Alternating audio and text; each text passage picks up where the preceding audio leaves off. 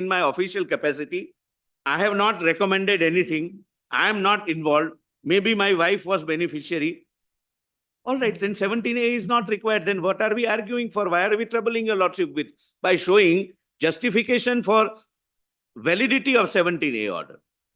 Lord, it's a self-defeating, suicidal argument, in my respectful submission.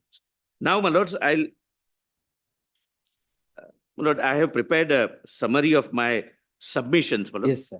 And so far as governor's application of mind is concerned, my lord, I have gone through the file. I will share the file with your lordships, Yes. and without making it a precedent, Yes. I will share with the other side also.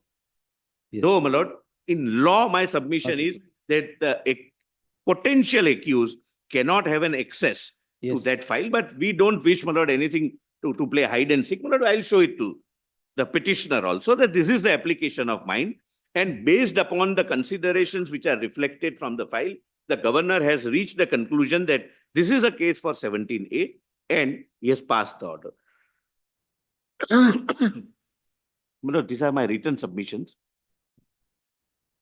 I'll give it.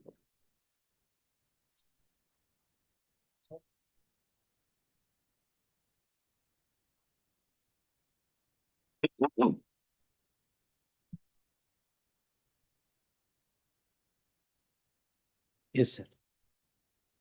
Lord, page 5, your lordship may directly come to page 5. Up to 4, my lord, I have only pointed out. This is the skeleton on Okay. which, my lord, I'll address your lordships. Yes. Lord, 26th of July 24, a show cause notice dated 26th July 24, which is placed by, my lord, the petitioner at Annexure C, was issued to the petitioner in relation to the petition seeking grant of approval for investigation on the basis of complaint filed by respondent number 3. My lord, it is an admitted position that what is the content of the show cause notice is only the complaint of respondent number 3 and not the other 2 complaints.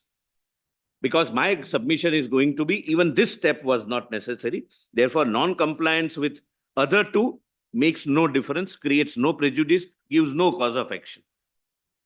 Then, my lord, on 31st of July 24, a cabinet note was put up for consideration of the Council of Ministers in relation to the show cause notice issued by the Honorable Governor of Karnataka to the Honorable Chief Minister to respond within 7 days as to why sanction for prosecution should not be granted, as requested by one Sri T.J. Abraham in his application dated 26 July 24. The cabinet note in its introductory paragraph notes as under. Lord, please read. The Chief Minister, with his note dated 27th July 24, the next day of, my lord, receipt of notice, has directed the Chief Secretary to place the matter of a show cause notice issued by the Honorable Governor of Karnataka, addressed to the Chief Minister of Karnataka, video number so-and-so, before the cabinet, along with all the materials available on record with the Urban Development Department and after consulting with the learned Advocate General. Accordingly, the Chief Secretary, after obtaining the Advocate General, it should be the opinion of the Advocate General, but the mistake is in the original note, my lord, it's not in Yes, this. yes. Accordingly, Chief Secretary, after obtaining the opinion of the learned Advocate General and examining the records, directed the Urban Development Department to put up a cabinet note with details along with the opinion of the Advocate General on the matter for consideration of the cabinet. My lord, here, on a lighter note, my lord, nowhere the government writes learned Advocate General. My lord, that is the practice throughout. I'm not criticizing. I'm saying on a lighter note because, my lord, there was, my lord, an eminent lawyer called F.E. Smith. Yes. He had said 3 things. That in the court of law, never believe 3 things. When the honorable judge says, my learned brother, he neither means that he is learned, nor he treats him as a brother. Second, when I say, my learned friend, we are generally friends, but we rarely treat each other as learned. And, my lord, and when we say that with profound respect, but with profound respect generally mean, as per him, my lord, this is not my interpretation, that your lordships have not understood, but let me make your lordship understand. And my lord, he has elaborately detailed that my lord, with respect means you have not understood. My lord, with profound respect means you have completely not understood. Not at all understood. Not at all understood. So these are the jargons. So we call each other learned. And that is the irony. My lord, when your lordship set aside the order of the trial court, your lordship would say the learned judge has not understood even basic fundamentals of law. My lord, if the second part is true, then how is he a learned judge? But this is, my lord, what we live with, my lord, since centuries. Then the cabinet note dated 31st of July at annexure D from page 267 of the writ petition filed by the petitioner. Then Council of Minister through its cabinet decision advised the Honorable Governor to withdraw the notice dated so-and-so issued by him to the Honorable Chief Minister based on the petition and addendum dated so-and-so filed by one T.J. Abraham and to proceed forthwith to reject the said application by denying prior approval and sanction as requested by the petitioner Abraham. The decision of the cabinet is, my lord, also placed by them. Yes. The petitioner submitted his reply to the show cause notice dated 26 July 24, which is also annexed, and something very interesting from the note prepared by the Chief Secretary. Thereafter, the learned Advocate General. Thereafter, the matter comes to the cabinet. Thereafter, the Honorable Chief Minister prepares his reply, etc., which I'll come, my lord, when I deal with that. Respondent number 2 placed the file in relation to the issue at hand, along with the decision of the cabinet dated so-and-so and reply of the petitioner dated so-and-so before the Honorable Governor. The respondent number 2 is the Secretary to the Honorable Governor, my lord, whom I represent, and he placed that these are the papers. This is the note of cabinet. The cabinet has to say this, and all documents, as I will show from the file, complaints, documentary evidences annexed with the complaint, etc., my lord. The opinion of the learned Advocate General, everything was placed. Then, 8/8/24, the Honorable Governor directed respondent number 2 to put up the file along with comparative statements of the petitioners. Petition, my lord, he understands, my lord, to be complaints. Oh, this was done. Yes, my lord. Well, there is an elaborate application of mine. I'll show from the file. I'll share it with my learned friend. The Honorable Governor directed respondent number 2, that is his principal Yes. secretary, to put up the file along with comparative statements of the petitions received in relation to the grant of sanction, reply of the Chief Minister, and the decision of the cabinet. That you give me in this format, then I'll make up my mind. Then 14th August, comparative statements as referred above were placed before the Honorable Governor for his perusal. 14th August 24, after perusing the file and discussing the issues, the Honorable Governor directed to resubmit the file along with notes or analysis points as dictated. The learned Governor dictates that this is the allegation of the complainant. This is what the cabinet note says. This is what the reply of the Honorable Chief Minister says. And this is the note. The note is dictated by him. I'll place it. It's a big chart, my lord. Several charts were prepared. And the Honorable Governor, my lord, himself dictates. Based on, and this comes, my lord, in the noting file also. It's not that I'm saying for the first time that it was dictated by the Governor. In the noting file, my lord, it comes that it was dictated by the Governor. Based on the comparative statement and available documents and petitions. The file, along with all the above referred documents and comparative statements as dictated by the Honorable Governor, was placed before the Honorable Governor for necessary orders. The order of approval for investigation was passed by the Honorable Governor, and, my lord, thereafter, my lord, the petitioner is before your lordships. Now, my lord, taking the first point first. Lord, your lordships are aware, prior to, my lord, the enactment of the new Prevention of Corruption Act, Yes. the amendment to the Prevention of Corruption Act, my lord, which was in 26/7/2018. yes, my lord, 18. There was no concept of an approval prior to Yes. the investigation. The only concept was pre-cognizance sanction Sanction. under Section 19. My lord, for the first time, 17A comes. My lord, your lordships have read and reread this provision, but only read kindly, my lord, on my request, Yes. page 8, page 8, only subsection 1. Yes, sir. No police officer shall conduct any inquiry or investigation into any offence alleged to have been committed by a public servant under this act. It doesn't talk of BNS or IPC. Under this act, where the alleged offence is relatable to any recommendation made or decision taken by such public servant in discharge of his official functions or duties without the previous sanction of A, B, C, D. My lord, according to me, this case would fall within B and C, but I'll have to independently substantiate that it is the governor in case of the Honorable Chief Minister who is not supposed to act as per the aid and advice of the Council of Ministers. Now, my lord, so far as this is concerned, my lord, I have already pointed out that the scope is very, very limited. I have to, as a governor, see whether the complaint and the documents which are placed makes out a cognizable offence which requires investigation. It may result in a charge sheet or the report under 173 as we call it, or a closure report as per old section 169. But that's not the call the governor is permitted also to take.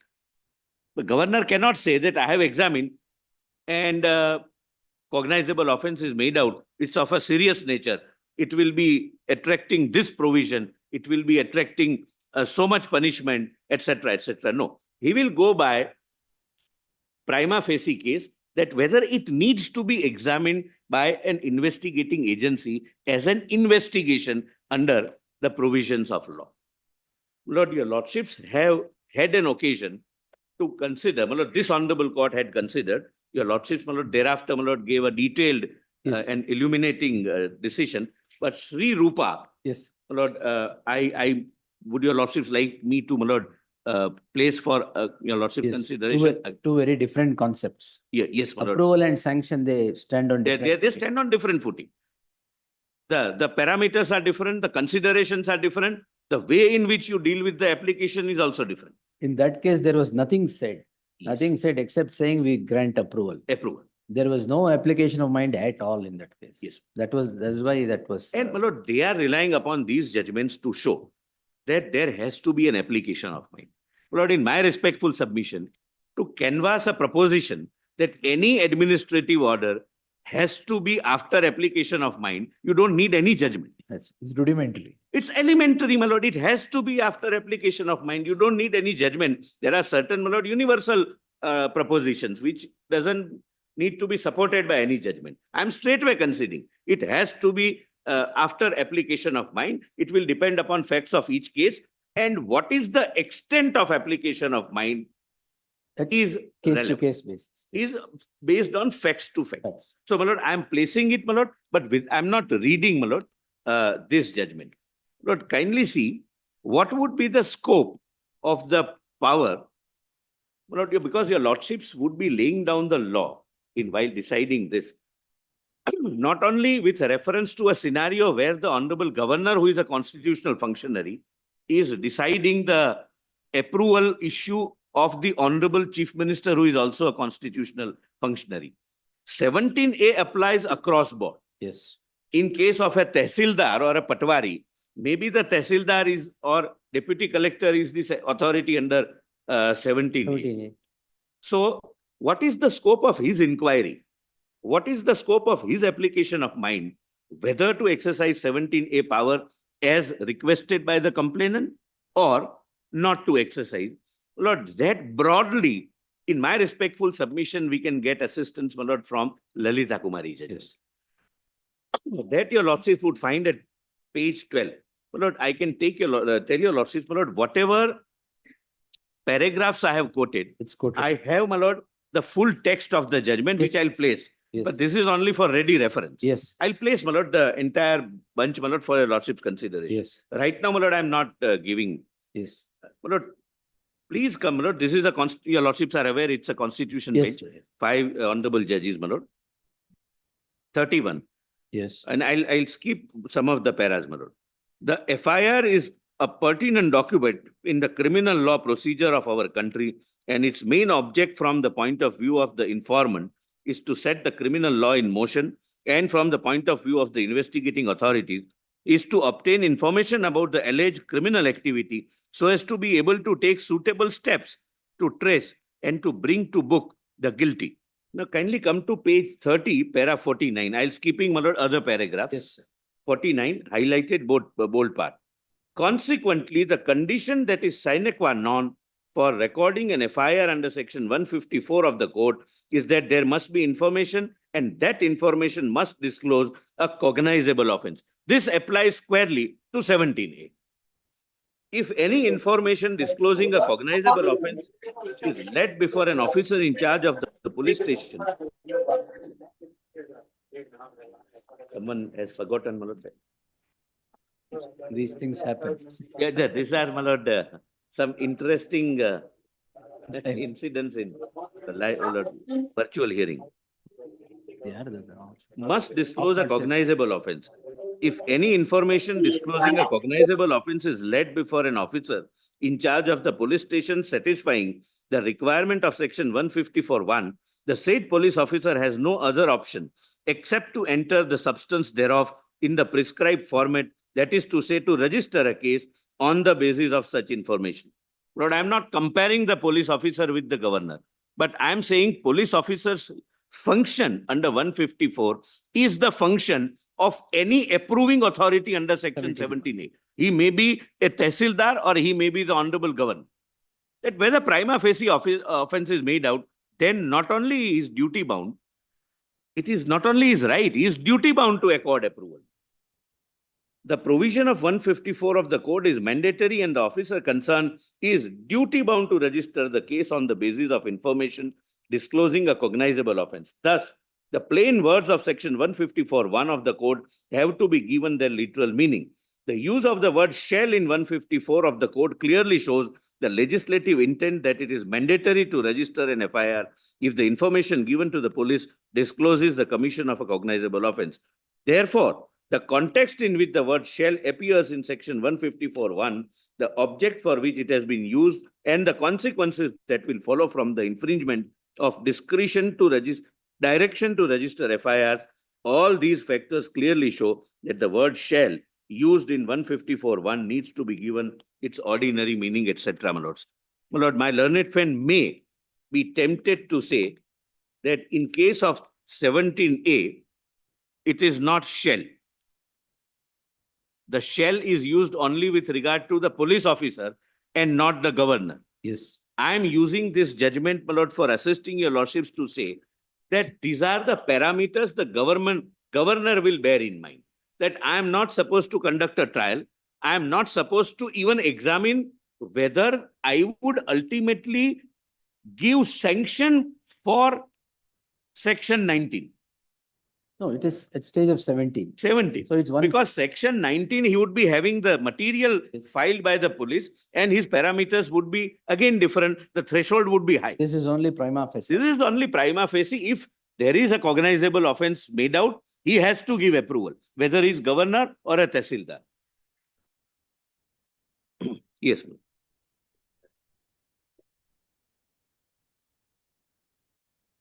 The only exception, my lord, in Lalita Kumari is that in case of Prevention of Corruption Act or matrimonial offences, conduct a kind of a preliminary inquiry. That is for the police officer.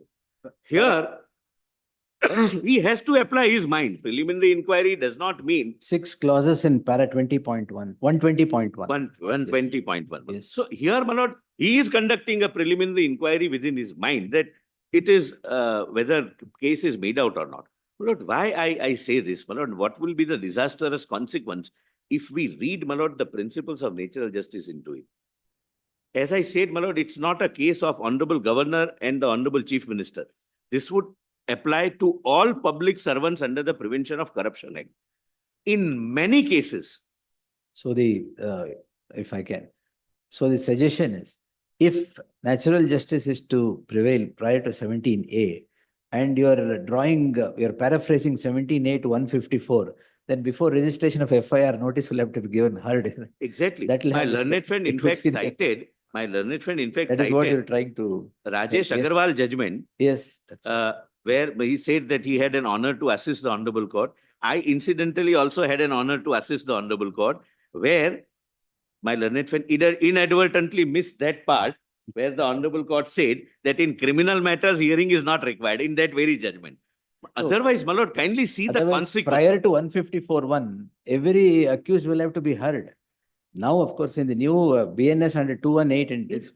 pre-cognizant stage, yes, a notice is required. No, even there, the Supreme Court says not required. Yes. Perhaps my learned friend was on VC, it missed out. I said the argument was that to declare account fraud is like an FIR. So how can you hear before an FIR? The court made the distinction that no hearing is required before FIR. But to declare an account fraud, which is akin to criminal, you must have a hearing. That is the distinction I made. Perhaps you missed it on the VC. Lord, Yes, kindly, my lord, consider if my learned friend is right that before granting approval under 17A, a hearing is required. 17A is for the prevention of corruption offences. It applies over the board Yes. to every public servant. Yes. The moment, my lord, notice is given, there are all possibilities, my lord, that the evidence will be lost. That is one more reason, my lord, not to read hearing or principles of natural justice under 17A. Suppose, my lord, a collector were to give approval for the deputy collector's corruption case, and he is in office. He might, my lord, tamper with the evidence. He might misplace the file. The evidence will go. This is one more reason why 154 or 17A, no hearing. Except the preliminary inquiry that is in 120.1 of Lalita. Kumari. Yes, my lord. In a given case, in Lalita Kumari says, my lord, that if it is something, lord, suppose I go and file a FIR which is completely absurd, that Mr. So-and-so I approached and he demanded 50,000 rupees. Then straightway don't register an FIR and pick him up. Conduct a kind of a preliminary inquiry because it's the station house officer who does this. Yes. While here in 17A, why that preliminary inquiry is also not contemplated. Only contemplation is whether you find cognizable offense being made out from the material on record. So merely because the Honorable Governor thought it fit to issue notice in one case does not necessarily mean that non-issuance of notice in other two Will cases vitiate the proceeding. would vitiate the order. Now, my lord, I am relying upon at page 14, my lord's, my lord, very illuminating judgment, my lord, in Dr. Ashok versus the state, where your lordships were pleased to Yes. lord, distinguish. 17. And I think this is the first judgment, my lord, Yes. juxtaposing 17A and 19, my lord. Yes. And, my lord, your lordships were based upon that judgment, my lord. There is a direction also issued, my lord, by the High Court. High Court, my lord, Yes. that even it applies to the magistrates. The magistrate also cannot straightway issue process or call upon the complainant to be in the witness box, etc. The complainant will have to go with 17A. So, my lord, I'm not reading, my lord, Yes, Dr. yes. Ashok, my lord, it is your lordship's judgment, Yes. my lord.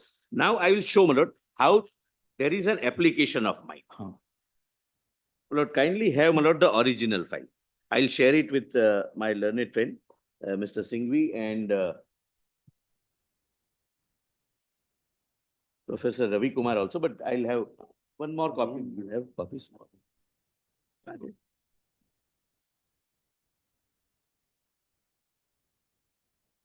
And the learned advocate general also, my lord, by virtue of his office, though he is not concerned with the Give this. list between, my lord, the Honorable Governor and Honorable Chief Minister, but I understand his position, my lord.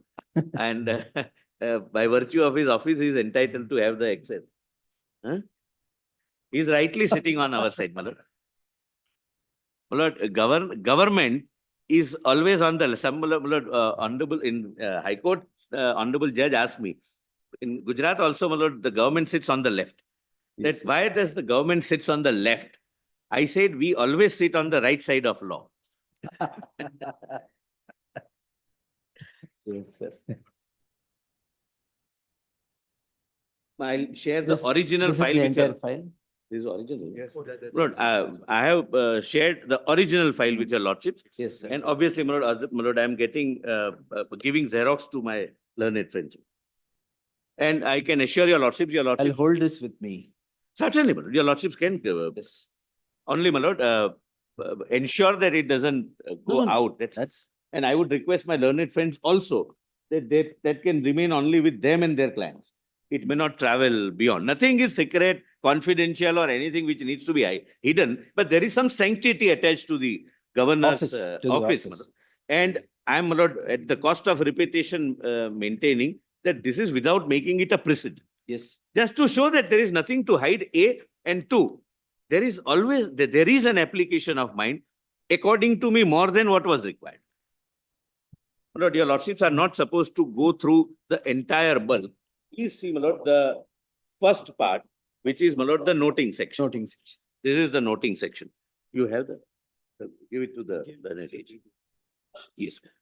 My lord, this is the note, page 1. Your lordship would find it is continuously paginated Yes. and paragraphed throughout till the decision is taken. Yes. My lord, this is the note placed by the, my lord, principal secretary to the governor for consideration of the governor. I will not read it, my lord. It merely reproduces para 1. Kindly peruse the petition submitted by Sri T.J. Abraham, dated so-and-so, placed in the file. Then, my lord, what is the content he mentions? And eventually, my lord, he writes, please peruse papers. He requests the Honorable Governor. The complaint and addendum submitted by Sri T.J. Abraham may be perused in file. He has requested sanction of prosecution against the sitting Chief Minister under various provisions quoted so-and-so. With this fact, the file is submitted for further orders. Now, my lord, the Honorable Governor on page 3 and note number 8 makes this note. I have heard Sri T.J. Abraham in person and gone through the petition and supporting documents submitted by him. Prima facie, I am of the view that there might be irregularities and misuse of power. He doesn't reach a conclusion of criminal offense, but he took care to see that there is genuinely a person. It's not an anonymous kind of or a pseudonymous kind of a complaint. Because the complainant himself has appeared. It has appeared. Yeah. He was heard. He shown the documents, etc. Hence, issue show cause notice to Sri so-and-so, calling explanation within 7 days. Thereafter, my lord, kindly come to page 5. Lord, it further goes on. As per the order of the Honorable Governor, draft copy of the letter, my lord, that is draft copy of the show cause notice, my lord. Yes. Then the show cause notice goes. Yes. Please come to page 7. Lord, again, the Special Secretary to the Governor writes, kindly peruse the letter dated 3rd August 24 received from Sri so-and-so and letter dated so-and-so received from the Chief Secretary to Government placed in the file. The Chief Secretary has submitted the Cabinet decision dated so-and-so along with the enclosures. The Cabinet note is of 91 pages, but possibly the longest Cabinet note in the history of this country after or even pre-independence. And something more interesting, I'll show to your lordships. Pages along with relevant copies of the judgments and legal opinion in reply to the show cause notice dated so-and-so issued by the Honorable Chief Minister. Further, so-and-so has submitted his reply to the show cause notice dated so-and-so along with legal opinion and relevant records, which runs through 60 plus odd pages. The State Cabinet, for the facts and reasons mentioned in the Cabinet decision, has strongly advised the Honorable Governor, not just an advice, it's a strong advice to the Governor to withdraw the notice dated so-and-so issued to the Honorable Chief Minister based on the petition and addendum dated so-and-so filed by one T.J. Abraham and to proceed forthwith to reject the said application by denying prior approval. The Honorable Chief Minister in his reply has requested to peruse his reply as well as the advice rendered by the Cabinet with its resolution dated so-and-so and to withdraw the notice issued to him and to deny prior approval and sanction sought by the petitioner by rejecting his application. With the above details and along with records submitted, the file is placed before the Honorable for kind perusal and orders. My lord, these are the documents submitted by Mr. Abraham as well as by the government. Then, my lord, at the foot is the note by the note by the Honorable Governor, put up along with comparative statements of petitions, Chief Minister's reply, and the Cabinet decision. Put it in 3 different compartments which your lordship would find. Your lordship need not read it, just, my lord, for the flavor of it. My lord, page 1236. No, I'm sorry, my lord, it is 1224, my lord. There are 3 or 4, my lord, A3 type chart prepared. Just, my lord, have by way of an example, 1224. Well, there is a chart, my lord, of this size. It would be easier Yes, to yes, find, my lord. yes, yes. 1224. Yes. There are 3 columns. Petition of Sri T.J. Abraham, Yes. then specific rebuttal of allegations in the application for approval or sanction, and Yes. factual metrics. Yes. Lord, similarly, if your lordship goes through the other chart, and I'll come, my lord, show cabinet reply and CM's reply, Yes. which is, my lord, the second chart at page 1208. Then comparative statement of all the 3 petitions. Yes. This is where the governor comes to know that they are relating to the same transaction. Yes. So I need not follow even an empty formality of issuing notices. The allegations are same with respect to the same land, etc. Now kindly come back, my lord, with me to the my lord, noting section. Your lordships may kindly come to page 8 now of the file noting section. Yes. Yes. 21, my lord, para number 21. The file notings are I seriatim numbered and paginated. As directed at para 20, comparative statement of petition received from so-and-so, and the Honorable Chief Minister reply and the cabinet decision are placed in the file for kind perusal of the Honorable Court. Now, please see, 22 is very, very important, my lords. This is the Honorable Governor's noting. Peruse the file, discuss the issues. He discusses the issues with the officials, my lord, who are assisting him. Hence, resubmit the file along with notes, analysis points as dictated. My lord, he goes through these charts and dictates at page 1236 his own prima facie conclusions. My lord, page 1236, allegation, reply, and the third column is what is dictated by the Honorable Governor. It is from page 1236 to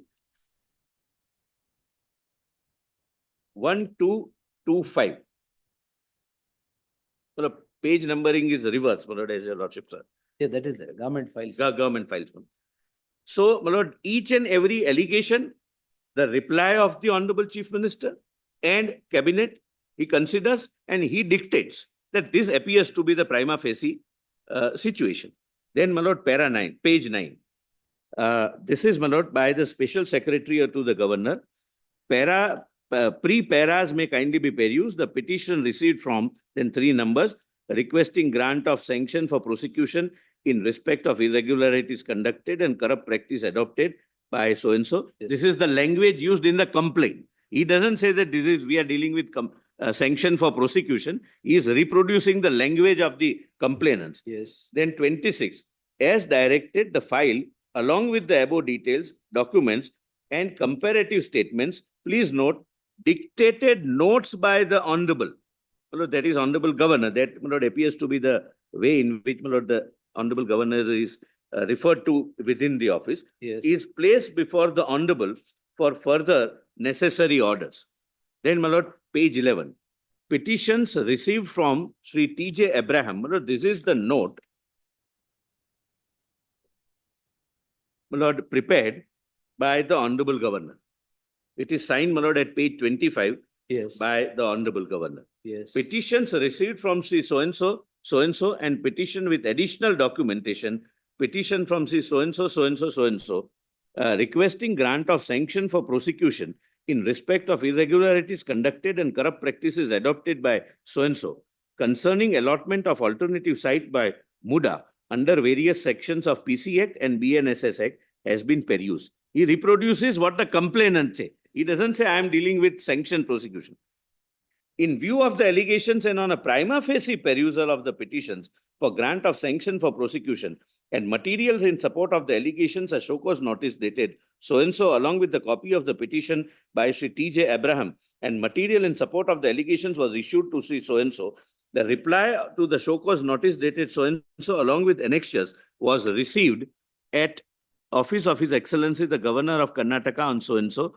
It appears from the material annexed to the reply, my lord. I need not read, my lord. It reproduces, my lord, the contents of various things, my lord. Yes. Please come to page 15. Yes. Or, my lord, at page 16, That is 31.2. 31.2. The Chief Minister is the head of Council of Ministers. The Council of Ministers is normally required to act fairly and in a bona fide manner. However, the Council of Ministers is appointed on the recommendation of the Chief Minister. So please note here, this is the constitutional mandate under Article 164. 164 requires that the governor would appoint ministers on the recommendation of the Honorable Chief Minister. This is one of the factors which the governor considers whether to act on his own discretion or as per the aid and advice. It is but natural that stance of Council of Ministers is in support of the Chief Minister. Hence, in such extraordinary circumstances, it is hard to ascertain that the Council of Ministers have acted fairly and in a bona fide manner. The governor, under Article 163 of the Constitution, is required to act under the said aid and advice of Council of Ministers. However, an exception may arise when consideration is being done for grant of sanction for prosecution of the Chief Minister and the decision of Council of Ministers is affected by apparent bias. As regards the application of doctrine of aid and advice is concerned, this has been conclusively settled in state of Maharashtra versus so-and-so that sanction to prosecute the Chief Minister is the exclusive function of the governor to be exercised by him in his discretion, followed by the decision in case of Dr. J. Jayalalitha versus so-and-so, wherein it was further amplified that it is erroneous to say that the view of the Supreme Court was based on a concession made by counsel, and the perusal of the relevant part of the judgment shows that the court has expressed its opinion that such concession was rightly made. In the present matter, the allegations and the material in support of allegations would prima facie indicate that the said land was given to SC person by due course of law. The record of the said land was transferred from the father to children and again from children to father. This mystery was not considered by the state cabinet. When the notification, now he says why I am not relying upon state cabinet. First he says that even as per law, I am supposed to use my own discretion, not aid and advice. Now he goes further.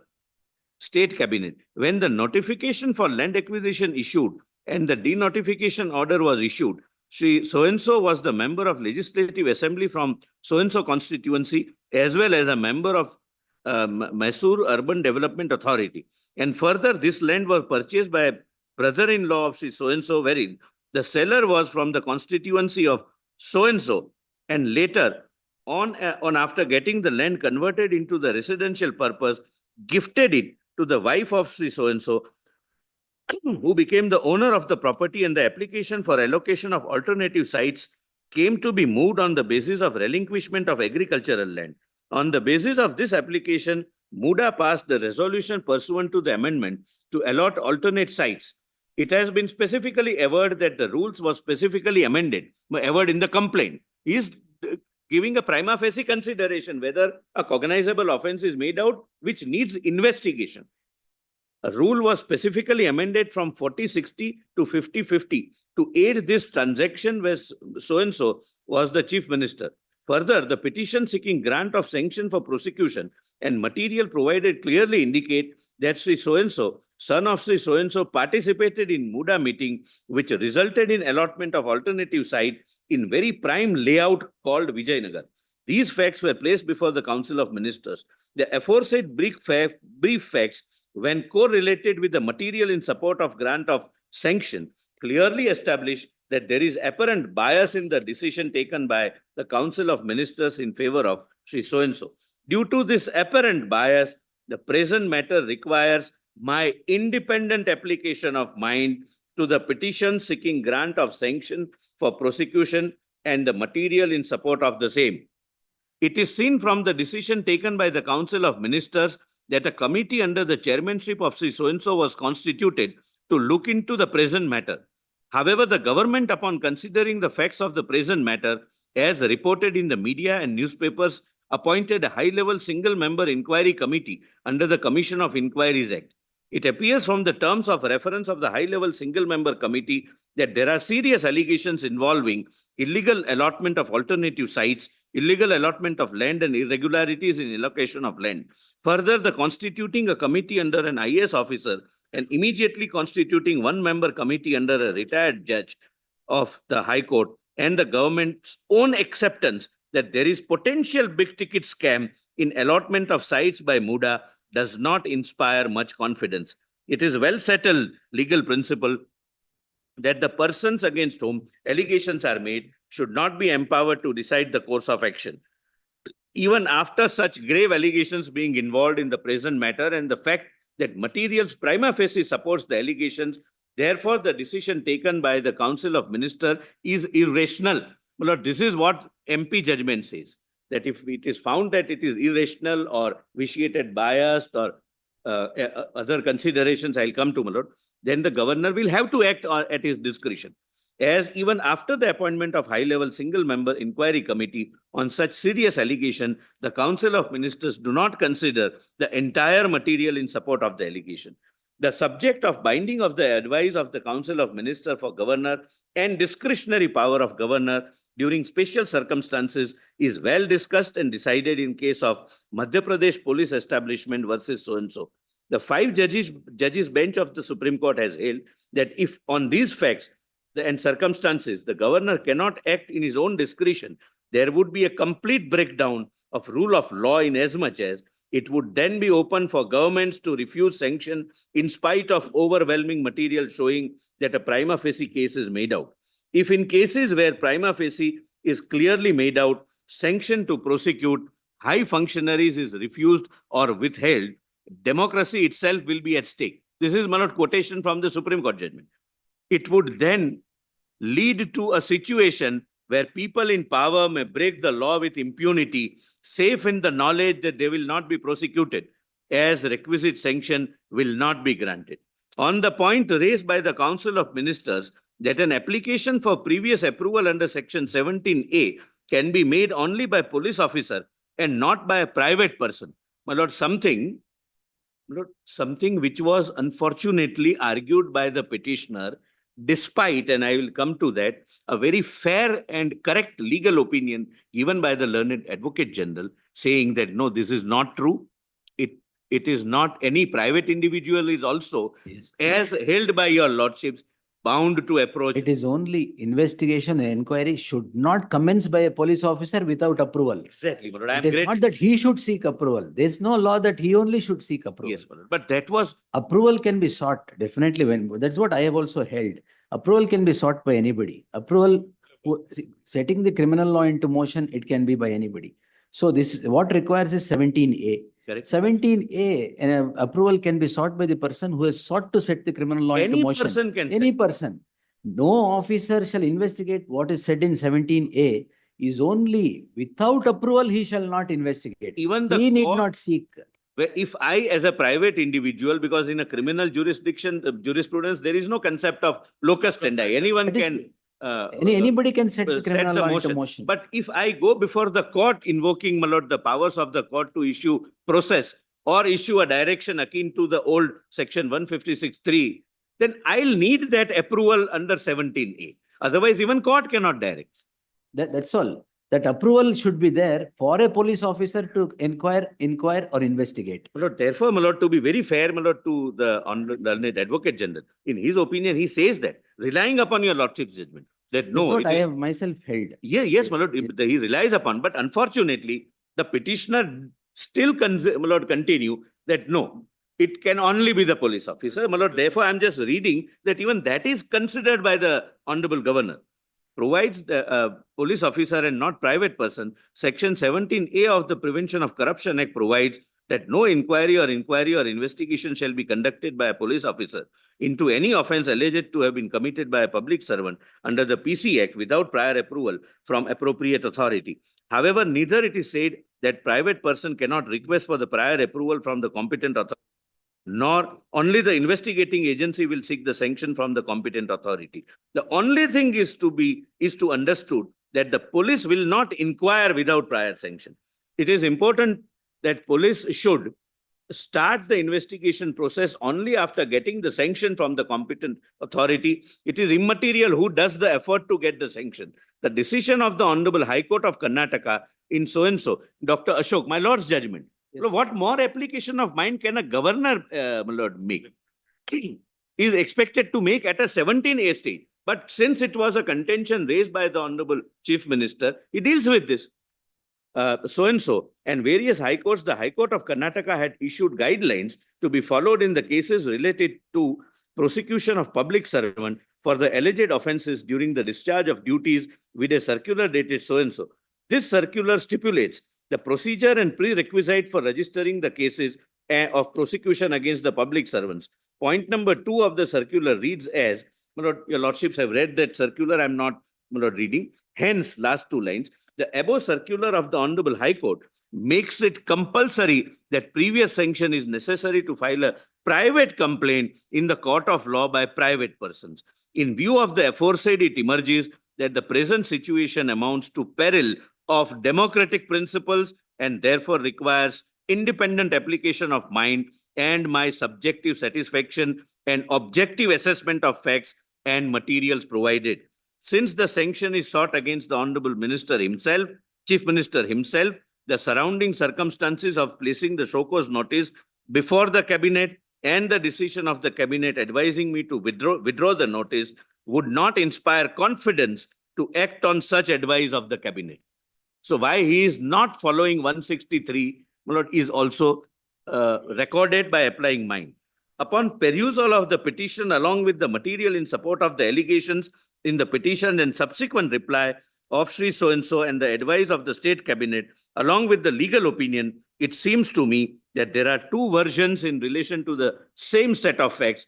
It is very necessary that a neutral, objective, and non-partisan investigation should be conducted. I am prima facie satisfied that allegations and supporting materials disclose commission of the offences. Then, my Lord, at the end, he says 32. Hence, I hereby accord sanction against the Chief Minister under Section 17A of the Act, read with 218 of so-and-so for the commission of the alleged offences as mentioned in the petitions. My Lord, petition mentioned 2 things, 17A and 218. 218 is 197. 7. My Lord, which is not the stage here. Yes. So this will have to be confined to 17. 197 is precognizance So sanction. precognizance after investigation. Investigation. And, my Lord, thereafter, my Lord, the order is passed based upon, my Lord, this material, which is on, my Lord, page 1. Your Lordships were taken by my learned friend, Mr. Singhvi, to the order, my Lord. The order? Well, the impugn order. Impugn order. Impugn order, my Lord, but this is the impugn order, my Lord, thereafter, according sanction to court. And, my Lord, this is the Honorable Governor signs on 16th August 24, the entire Yes. detailed, my Lord, consideration. And on the same date, on 16th August, the impugn order is passed according approval.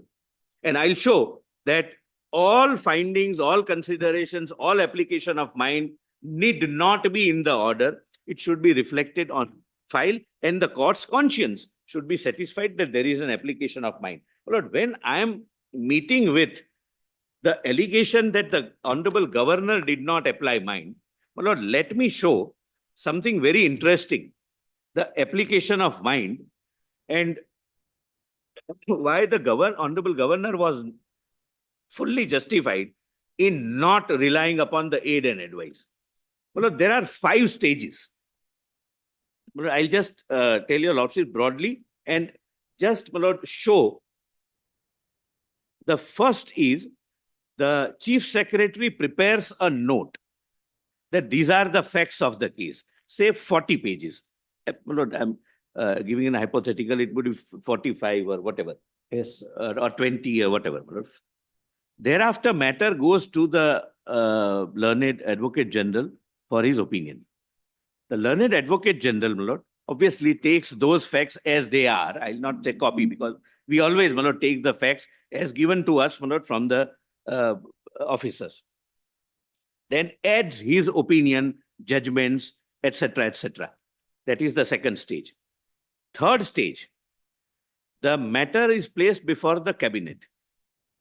Cabinet, in this 90-page cabinet note, verbatim, with comma full stop, reproduces the opinion Of the Advocate General.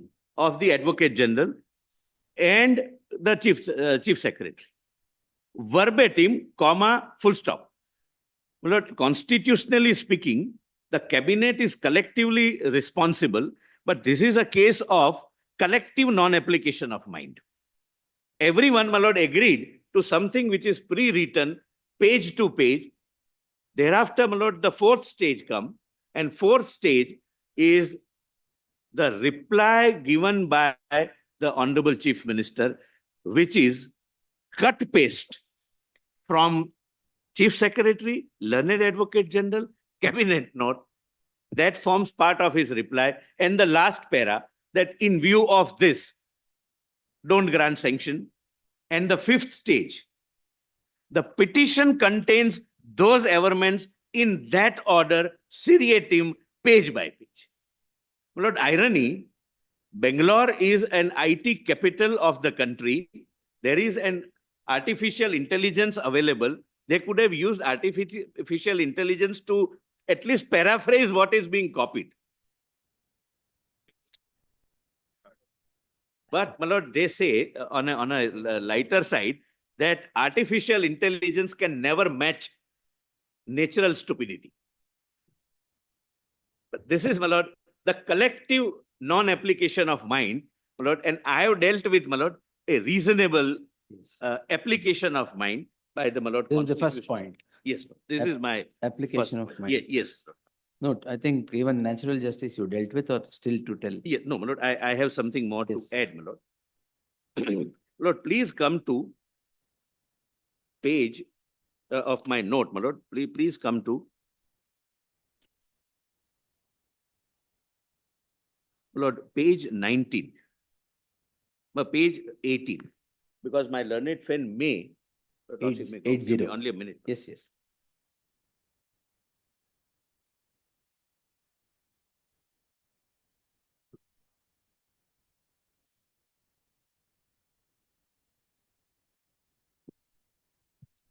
My lord, my learned friend may raise a ground, a potential submission which I may deal with right now, that whatever is the application of mind should be reflected in the order itself, and you cannot justify it by file notings. The Honorable Supreme Court had an occasions to deal with such a submission. Nambudri Par, Yes, my lord, not required. And 1990, yes, I'm grateful, my lord. where the Kindly Supreme have a Court look at- says if the reasons are found in the file notings, that would suffice. Enough. Because it was also a case of a chief minister. Yes, my lord. Kindly, my lord, have a look at, but just to give a flavor of that judgment, Have the page judgment? 18, my lords. Have the judgment? No, my lord, page 18 of my note, I have quoted the relevant part. Yes, sir. Page 19, my lord, is the judgment, para 22. AG Nambudri, yes. Yes, AG Nambudri, my lord. It is submitted that in order to understand the reasoning of the decision to grant approval for sanction, the perusal of, this was also grant of sanction, pre-cognizance section. So something at a higher threshold. After Then- investigation. Yes, after investigation, 17A is at a much lower threshold. The perusal of the file is necessary. It is stated that same is a permissible mode of examination of the extent of application of mind and locating the actual reasons behind the order. In case of Union of India versus E.G. Nambudri, my lord, please turn the page over, my lord. I'll read, my lord, only what is relevant because I know, my lord, your lordships need not be bothered with what is, my lord, very obvious. Your lordships are fully aware, but only highlighted part. if any challenge is made to the validity of an order on the ground of it being arbitrary or mala fide, it is always open to the authority concerned to place reasons before the court which may have persuaded it to pass the orders. Such reasons must already exist on record, as it is not permissible to the authority to support the order by reasons not contained in the records. Like my lord Mohinder Singh Gill case, that you cannot substantiate your order by filing affidavit subsequently. But the reasons are already So pre-existing. the submission is in Mohinder Singh Gill, there was nothing in the order nor in Order? the file. It was sought to be justified by way of statement of objections, which the Supreme Court said it cannot be done. It cannot be done. Now, what you're saying is that everything is in the file. Right. It is not that it should be in the order. It existed when the order was passed. Existed. Then para 10. In governmental functioning, before any order is issued, the matter is generally considered at various levels and the reasons and opinions are contained in the notes on the file. The reasons contained in the file enable the competent authority to formulate its opinion. If the order as communicated to the government servant rejecting the representation does not contain any reasons, the order cannot be held to be bad in law. If such an order is challenged in a court of law, it is always open to the competent authority to place the reasons before the court which may have led to the rejection of the representation. It is always open to an administrative authority to produce evidence alunate before the court to justify its action. I cannot file an affidavit and supplement it by new reasons, but I can always show that reasons already existed. And summary of those reasons is Forms the part of the order. Forms part of the impugn order. My lord, similar in case of my lord Sarath Kumar Das. My lord, kindly see only the highlighted part. The record is called to consider whether he has given due consideration to the facts placed before him before he arrives at the decision. Therefore, the reasons in the order or found from the record bridges the link between the maker of the order and the order itself or decision. Therefore, the natural justice is not a rigid nor an inflexible rule. It should be applied to a given fact situation depending upon the background of the statutory provisions, nature of the right which may be affected, and the consequences that may entail. This court held that the grading itself is a reason and no separate reason in that behalf in arrangement, or that is on the facts of the case. So, my lord, it is not providing reason post decision, but showing Reasons something existing pre-decision. pre-decision. Then, my lord, page 22, I have quoted, my lord, again Sri Rupa. Lord, where only para 30 and 31, my lord, may perhaps, my lord, I would Yes, like to sir. assist your lordship with. Yes, sir.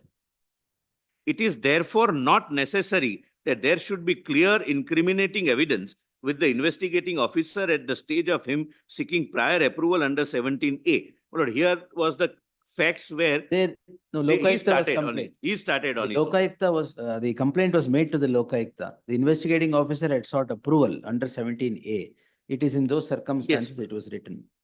All that is required under the provisions of section 17A of the Act is that the investigating officer has some credible evidence on the basis of which he forms an opinion that an investigation is warranted. This is all the complainant needs to do, and this is all the Honorable Governor needs to examine. 31, my lord. Since the public servant is yet to be investigated, the question of considering any incriminating material and coming to the conclusion that an investigation is unnecessary would not really arise in this particular case. Since the public servant is yet to be investigated, the question of considering whether there is any incriminating material or its veracity by the state government to come to the conclusion that an investigation is warranted or not would be untenable and stand no logic or reason. At this stage, it cannot be done. He is yet to be investigated by the Lord. Then page 23, para 49. The argument that the materials collected have to be considered meticulously. My learned friend, my lord, in substance, I am paraphrasing his submission, said that the order granting approval under section 17A should be akin to a judgment of the court, dealing with each and every submission made by the Honorable Chief Minister. No, this is purely an executive administrative order. It need not contain para-wise para, contention-wise contention findings, because that would be counterproductive to the very intent of Section 17A. That, my lord, this Honorable Court says, the argument that the materials collected have to be considered meticulously as indicated by this court in so-and-so cannot be accepted for the reason that in the said writ petition, the court was considering an order of approval in that case where the order of approval merely stated that government had meticulously considered the matter by use of the term so-and-so. Thoroughly checked, my lord. Thoroughly checked. Thoroughly checked. The relevant portion of the order reads as follows, my lord. So, my lord, this is a 6-page order. It considers everything. And I am, my lord, showing to your lordships and in my respectful submission, my lord, satisfactorily, that there is an application of mine. My lord, now please come to, my lord, page 24. Para 28, State of Maharashtra versus Ishwar Piraji Kalpatri. My lord, what documents should be scrutinized at the stage of sanction? Sanction. This is 19, the sanction under 19, my lord, precognizance. Another reason as given by the High Court for quashing the sanction was that the order of sanction was signed by Additional Chief Secretary to the Government of Maharashtra, but there is nothing in this order to indicate as to whether the signatory or any other officer on his part was the one who had personally scrutinized the file and arrived at a subjective satisfaction that is a legal prerequisite. We do not find any warrant in law which requires a statement being made while according sanction that the officer signing the order had personally scrutinized the file and had arrived at the required satisfaction. They might say that the governor asks someone else to prepare the charts. He can do that, my lord. Any authority can do that. That this kind of clerical exercise of bifurcating in 3 different compartments, you give it to me so that I can easily make up my mind. Then, my lord, para 12. This prima facie shows that there has been an application of mind and that the material on record has been examined by the officers concerned before according sanction. In view of the aforesaid, there was absolutely no justification for the learned judge to observe that any such statement as indicated by him was required to be made in the order. The learned single judge made observations to the effect that the manner in which the sanction order has been passed would show that a rather cavalier treatment has been meted out in the present case. We do not see any justification for the court making such observations in the present case because the perusal of the order of sanction does not show any legal infirmity, etc., etc., my lord. My lord, then on principles of natural justice, my lord, page 25, para 31. My lord, I need not read this. Celebrated judgment, Ramji. Yes, my lord. So I know, my lord, your lordship would be aware. I placed it for immediate reference. Your lordship may not have to try and find out, my lord. Therefore, I'm not reading it, my lord. Para Even- 13 of that judgment. Yes, my lord. Yeah, my lord, we have quoted Truly that. horse or And we have quoted 24, my lord. 24. Yes. Para 24. Ramji, yes, my lord, 13. I'm sorry, Ah, your lordship, yes. sorry. I'm not, my lord, then, my lord, I'm coming to the next limb, that in administrative action, there is no hearing required. I have already made my submission broadly. That 17A is a stage where a very, very broad and prima facie view is to be taken. Whether it needs investigation, then you have all the remedies. Once the FIR is registered, you have the remedies, and with which the approving authority, approval granting authority is not concerned.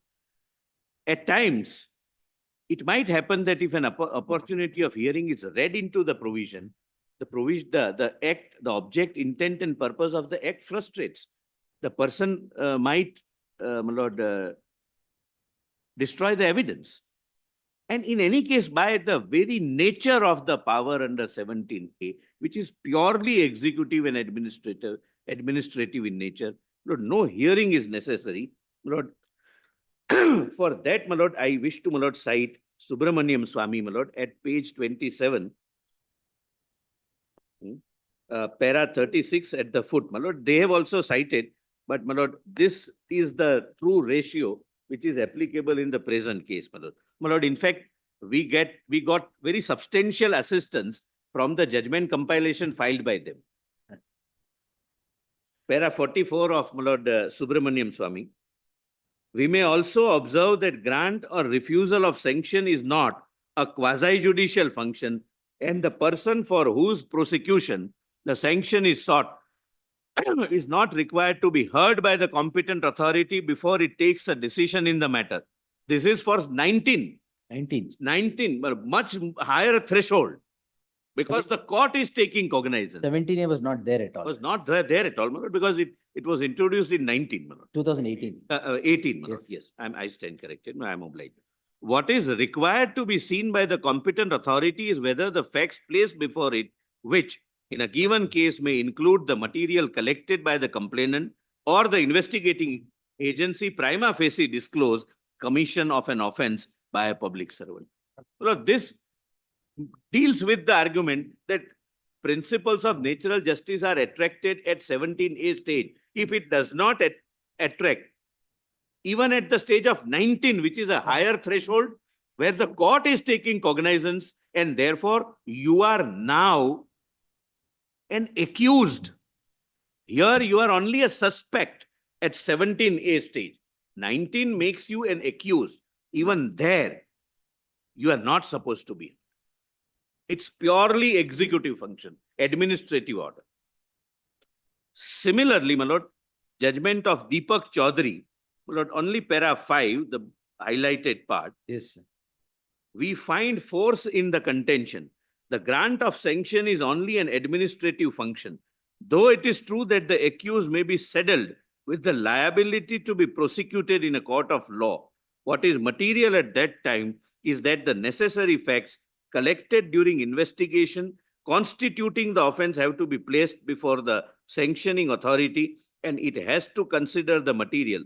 Prima facie, the authority is required to reach the satisfaction that the relevant facts would constitute the offense, and then either grant or refuse to grant sanction. The grant of sanction, therefore, being administrative act, the need to provide an opportunity of hearing to the accused before according sanction does not arise. The High Court, therefore, was clearly in error in holding that the order of sanction is vitiated by violation of principles of natural justice. The second ground of departmental exoneration by the disciplinary authority is also not relevant. What is necessary and material is whether the facts collected during the investigation would constitute the offense for which the sanction had been sought for. My lord, similar is Ishwal Piraji Kalpatri, again, my lord, at para 15, page 29, para 15. In our opinion, there is a complete misreading of aforesaid provision by the High Court. In It fact, is- in Veeraswamy's judgment, all this is discussed. Yes, my lord, your lordships are aware, but I need not. 91 3 SCC. I guess. Yes, my lord, that is K. Veeraswamy, which is Ah. cited at para 16, page 30. Lord, your lordships are absolutely right. Page 16, foot at the Yes, bottom, yes. K. Veeraswamy case, 91 3. Because at every stage of the investigation inquiry that is made earlier, so we need not go on questioning the accused or Yes, elicit information. confronting him or etc. etc. It is only when the investigation starts that the investigating agency does it. The approving authority, in fact, should not do it, cannot do it, and is not expected to do it. My lord, other judgments are also, my lord, on the same line. Yes, sir. Only one, my lord, judgment, my lord, I would wish to, my lord, place for your lordship's consideration is at page 36. But before that, let me, my lord, give the background. Yes, sir. My learned friend, my lord, possibly being aware of the law on the point that even at the stage of sanction to take cognizance, hearing is not read by the Honorable Supreme Court, and Supreme Court has clearly said that no hearing is required. He attempted to come out of that line of judgments by saying that in Rajesh Agarwal, now after reading Maneka Gandhi, etc., the law is that hearing is required. My lord, I had an occasion to assist the court in that judgment, my lord. My learned friend was opposing me. Where, my lord, the facts were, there is an RBI circular. RBI circular provides for various steps to be taken by the banks to find out before you declare one as willful defaulter or a fraudulent. or a defaulter. fraudulent defaulter, because I may be in a genuine financial difficulty or I really had an intention to cheat. And the consequences where if I am declared as a fraud account, then other banks will not lend me no loan. My other accounts would automatically become NPA, etc., etc. Serious economic consequences. The court bifurcated its judgment in two categories. A, the civil part of it, that when you declare somebody as a fraud not as understood in the IPC or now BNS, the fraud in the commercial banking sense of the term. And thereafter, there are some civil consequences because you go for statutory audit, you go for forensic audit, there are several things, etc. And therefore, you must associate him, because without which forensic audit is also not possible. Forensic auditors also would need your books of accounts, your vouchers, etc., etc. Therefore, the court said that you must hear him. But the second category, second option in the resolution, in the RBI circular was that this is okay, this is civil part of it, but you can also register an FIR. And the argument was that when it is question of registration of an FIR based on something fraudulent in this banking transaction, I should be heard. Lord, I raised the contention that there is no concept of hearing so far as invoking criminal investigation power is concerned. And my lord, I believe inadvertently my learned friend, my lord, missed that part of the judgment while citing page 36, my lord. Para 42.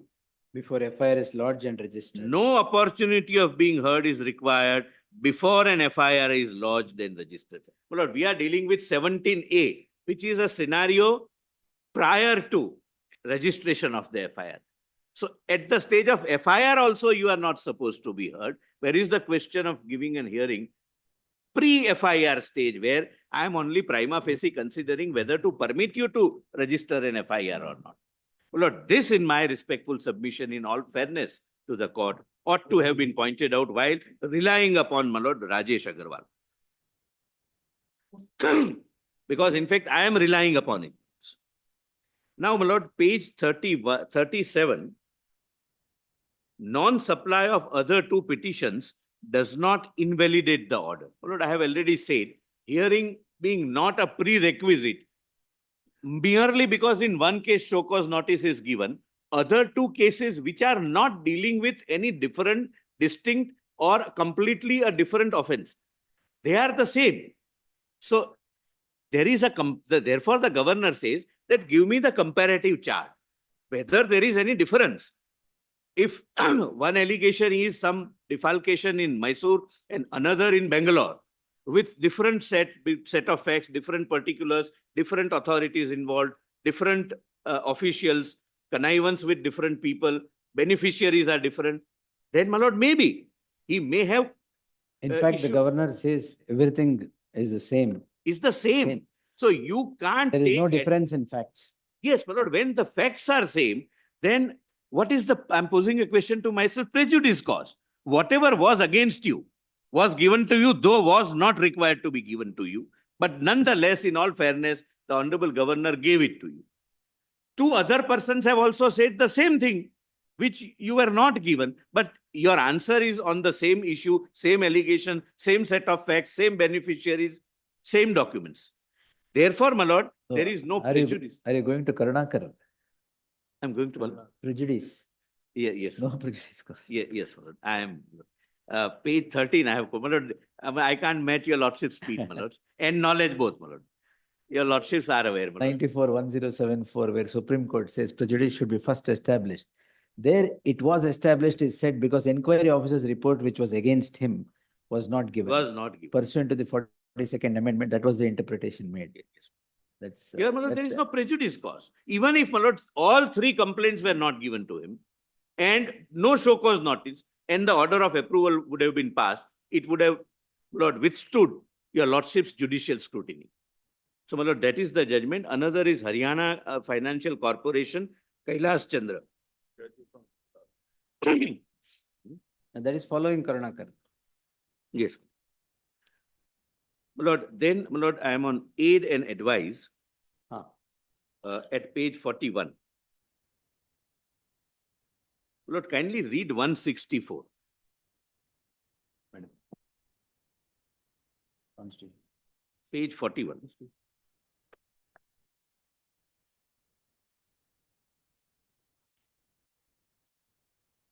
Page 44. Page 41, my lord. Yes, sir. My lord, my lord, the proposition is when the Honorable Chief Minister is a potential person to be investigated, the aid and advice of his counsel cannot be, in constitutionally speaking, taken, my lord. And the answer is 164, apart from the judgments. Other provisions as to ministers.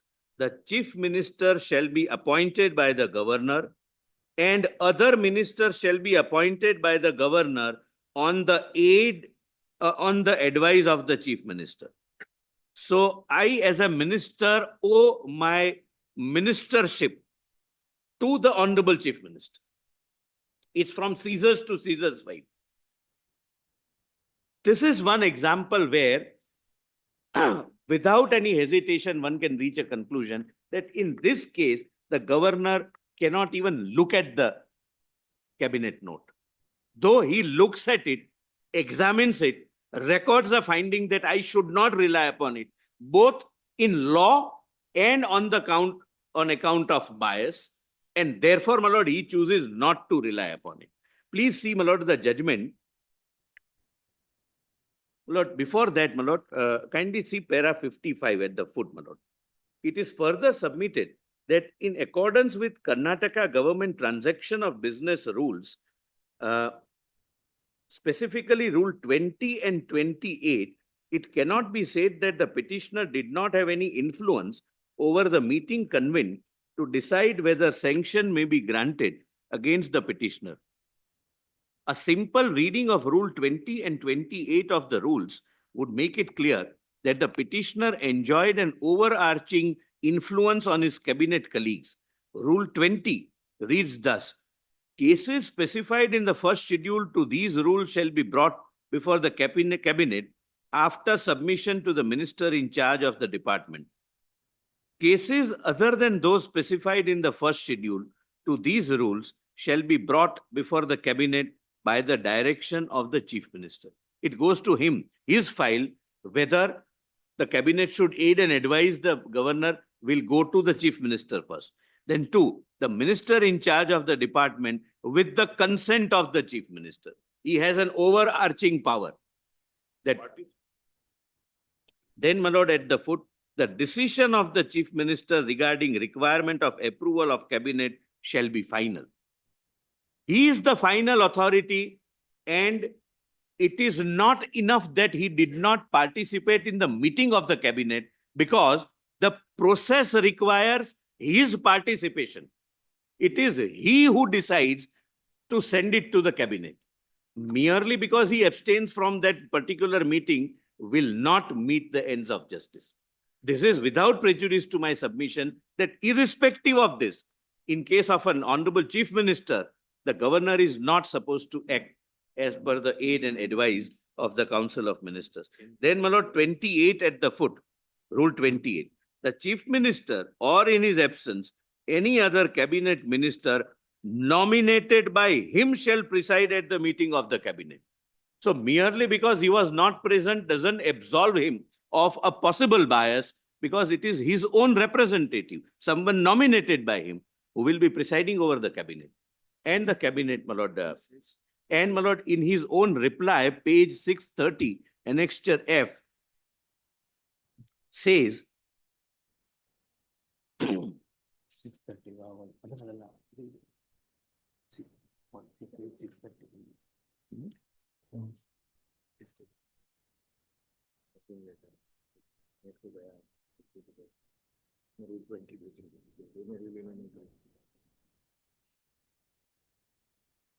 Yes, sir.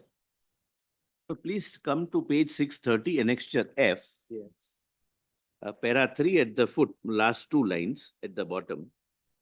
I have recused I have recused myself from the meeting, and in terms of Rule 28, of Transaction of Business Rule nominated Dr. D.K. Shiv Kumar, Deputy Chief Minister, to chair the meeting. So his representative was chairing the meeting. And he nominated him, my lord. That is at page 269, my lords. Page 269, para 4. The Urban Development Secretary, my lord, writes this, para 4. Approval of the consent. Yes, but this is covering later to the cabinet. Yes. In background of the above, as directed by the Honorable Chief Minister under Rule 20 of the rules, the matter has been placed before the cabinet for deliberation. Lord, your para 269, your lordship. Para 4 there. Para 4, my lord. Yes. The entire exercise, my lord, is involved. Now, my lords may kindly see, my lord, at the cost of repetition also, MP Special Police Establishment Act. My lord, para 16 refers to Cry Park judgment, my lord. Yes. All of us have, my lord, read Yes. and reread. Kindly come to page 44, para 17. On the basis of the ratio in this case, Mr. Sorabji rightly contends that bias is likely to operate in a subtle manner. Sometimes members may not even be aware of the extent to which their opinion gets influenced. In light of the then, my lord, kindly come to 62.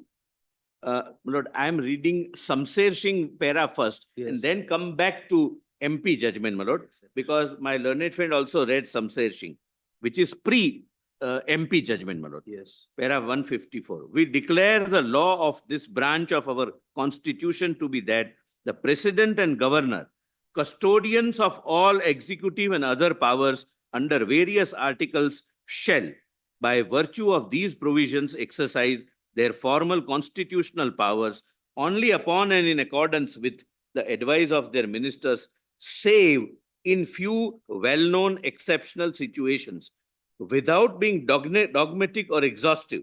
These situations relate to A, the choice of Prime Minister or Chief Minister, restricted through this choice is by the paramount consideration that he should command a majority. B, the dismissal of the government which has lost its majority in the House but refuses to quit office. C, the dissolution of the House where an appeal to the country is necessitous.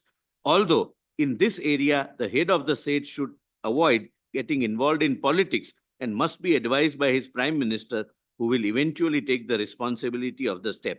Lord, the Honorable Supreme Court says this is not an exhaustive list. So this judgment will not come to the help. The judgment, real judgment is MP judgment. Again, my lord, which I have reproduced in this chronology. Yes. Please come to para 12.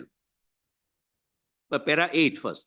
The question for consideration is whether a governor can act in his discretion and against the aid and advice of Council of Ministers in a matter of grant of sanction for prosecution of ministers for offences under the Prevention of Corruption Act and or under the Penal Code. This is 190, this is 19 sanction. 19 sanction. Thus, as rightly pointed out by Mr. Sorabji, a 7-judge bench of this court has already held that the normal rule is that the governor acts on the aid and advice of the Council of Ministers and not independently or contrary to it. But there are exceptions under which the governor can act in his own discretion. Some of the exceptions are set out herein above. It is, however, clarified that the exceptions mentioned in the judgment are not exhaustive. This is by referring to Samsher Singh, my lord. Therefore, my lord, I choose that chronology. First MP, then Samsher Singh, then again MP. Some of the exceptions, it is, however, exhaustive. It is also recognized that the concept of the governor acting in his discretion or exercising independent judgment is not alien to the Constitution. It is recognized that there may be situations where by reason of peril to democracy or democratic principles, an action may be compelled which from its nature is not amenable to ministerial advice. Such a situation may be where bias is inherent and or manifest in the advice of Council of Ministers. The governor, my lord, in the present case records that the note, the cabinet note, is biased note. And that cannot be questioned, my lord, by the accused, my lord, in a writ petition. Then 19. Article 163 has been extracted above. Undoubtedly, in a matter of grant of sanction to prosecute, the governor is normally required to act on aid and advice of the Council of Ministers and not in his discretion. However, an exception may arise while considering grant of sanction to prosecute a chief minister or a minister, where as a matter of propriety, the governor may have to act in his own discretion. Similar would be the situation if the Council of Ministers disable itself or disentitles itself. The governor also records by their conduct, they have disentitled themselves. And propriety also demands, democratic principles demand that I act on my own discretion. Mr. Tankha is not right when he submits that the governor would be sitting in appeal over the decision of Council of Ministers. However, as stated above, unless a situation arises as a result whereof the Council of Ministers disable or disentitle itself, the governor in such matter may not have any role to play. Taking a cue from Antule to so-and-so, it is possible to contend that a Council of Ministers may not take a fair and impartial decision when their chief minister or other members of the council face a prosecution. But the doctrine of apparent bias, however, may not be applicable in a case where a collective decision is required to be taken under a statute in relation to former ministers. In a meeting of Council of Ministers, each member has his own say. There may be different views or opinions, but in a democracy, the opinion of the majority would prevail. But here, my lord, collectively, unanimously, they have, my lord, taken the same view, my lord, without applying mind. They have adopted some view. There is one author, and if I may say so, my lord, subject to being contradicted, which I don't think they will be able to, even the printer and the fonts are same. Like, anyway, that's not my ground. In a scenario where sanction earlier, approval now is sought to not to prosecute, to register or investigate into the affairs of chief minister, it is only the governor who has to independently apply the mind. It's not. He cannot, my lord. No, even while considering sanction, Supreme Court has said that when it comes to the chief minister, it is the governor's independent application of mind that is necessary, and not on the aid of the ministers. If I am correct, that is what. There are 4 or 5 instances where the chief ministers were sought to be prosecuted and sanction was sought. Correct. Then aid of the ministers would not. It's not required. Cannot be taken. Not only, he cannot take it. Even if he wants to, he should not take it. But I feel judgments should be there, I guess. Yes. Yes, sir. Yes, ma'am. If on these facts and circumstances, the governor cannot act in his own discretion, there would be a complete breakdown of rule of law, in as much as it would then be open for the governments to refuse sanction in spite of overwhelming material showing that a prima facie case is made out. If in cases where a prima facie case is clearly made out, sanction to prosecute high functionaries is refused or withheld, democracy itself will be at stake. It would then lead to a situation where people in power may break the law with impunity, safe in the knowledge that they will not be prosecuted as the requisite sanction will not be granted. But then next page, bold part. However, on those rare occasions where the facts on the bias becomes apparent and or the decision of the Council of Ministers is shown to be irrational, there is a specific finding of the governor that because of these reasons, the cabinet note is irrational. And based on non-consideration of relevant factors, the governor would be right on facts of that case to act in his own discretion and granted sanction. Lord, this is the Constitution Bench judgment, my lord. And thereafter, your lordships would find Ramdas Nayak, my lord, at page 49. That is where I think Supreme Court says that when it comes to the sanction of the chief minister, yes, I think governor should act if yes, I'm right. That is page 49, my lord. Para 67. It is Abdul Rahman Antule. Yes. RS 9. Lord, only highlighted part I may read, my lord, because, or my lord, let me read the full. We may add, there is nothing before us to think. Where are you reading, sir? Page 49, my lord. I'm sorry. Page 49. para 67. Ah. But the judgment, para 10, I am reading. Yes, yes. We may add, there is nothing before us to think that any such mistake occurred, nor is there any ground taken in the petition for grant of special leave that the learned judges proceeded on a mistaken view that the learned counsel had made a concession that there might arise circumstances under which the governor, in granting sanction to prosecute a minister, must act in his own discretion and not on the advice of council of ministers. The statement in the judgment that such a concession was made is conclusive, and, if we may say so, the concession was rightly made. In the facts and circumstances of the present case, we have no doubt in our mind that when there is to be a prosecution of the chief minister, the governor would, while determining whether sanction for such prosecution should be granted or not under Section 6 of the Prevention of Corruption Act, as a matter of propriety, necessarily act in his own discretion and not on the advice of the Council of Ministers. Yes, Your Lordship, sir, my Lord, I'm grateful. Now, my Lord, my learned friend unnecessarily confused Nabam Rabia. The way he read, Nabam Rabia is helping me. But I'll show, my Lord, how it helps me. Most of the judgments, my Lord, cited by him helps me. Please have a look at this Nabam Rabia. Nabam Rabia was a case under Schedule 10, the defection provisions, my Lord, and role of the governor vis-a-vis, my Lord, other constitutional functionaries. Now, my Lord, please see. Nabam Rabia refers to MP judgment and affirms it. My Lord, this is Justice Kehar's view for himself, Ghosh and Justice Ramanna, and others have concurred. It is a constitution bench. All have concurred, but they have separately recorded concurring views. But this view of my Lord Justice Kehar is for 3 honorable judges.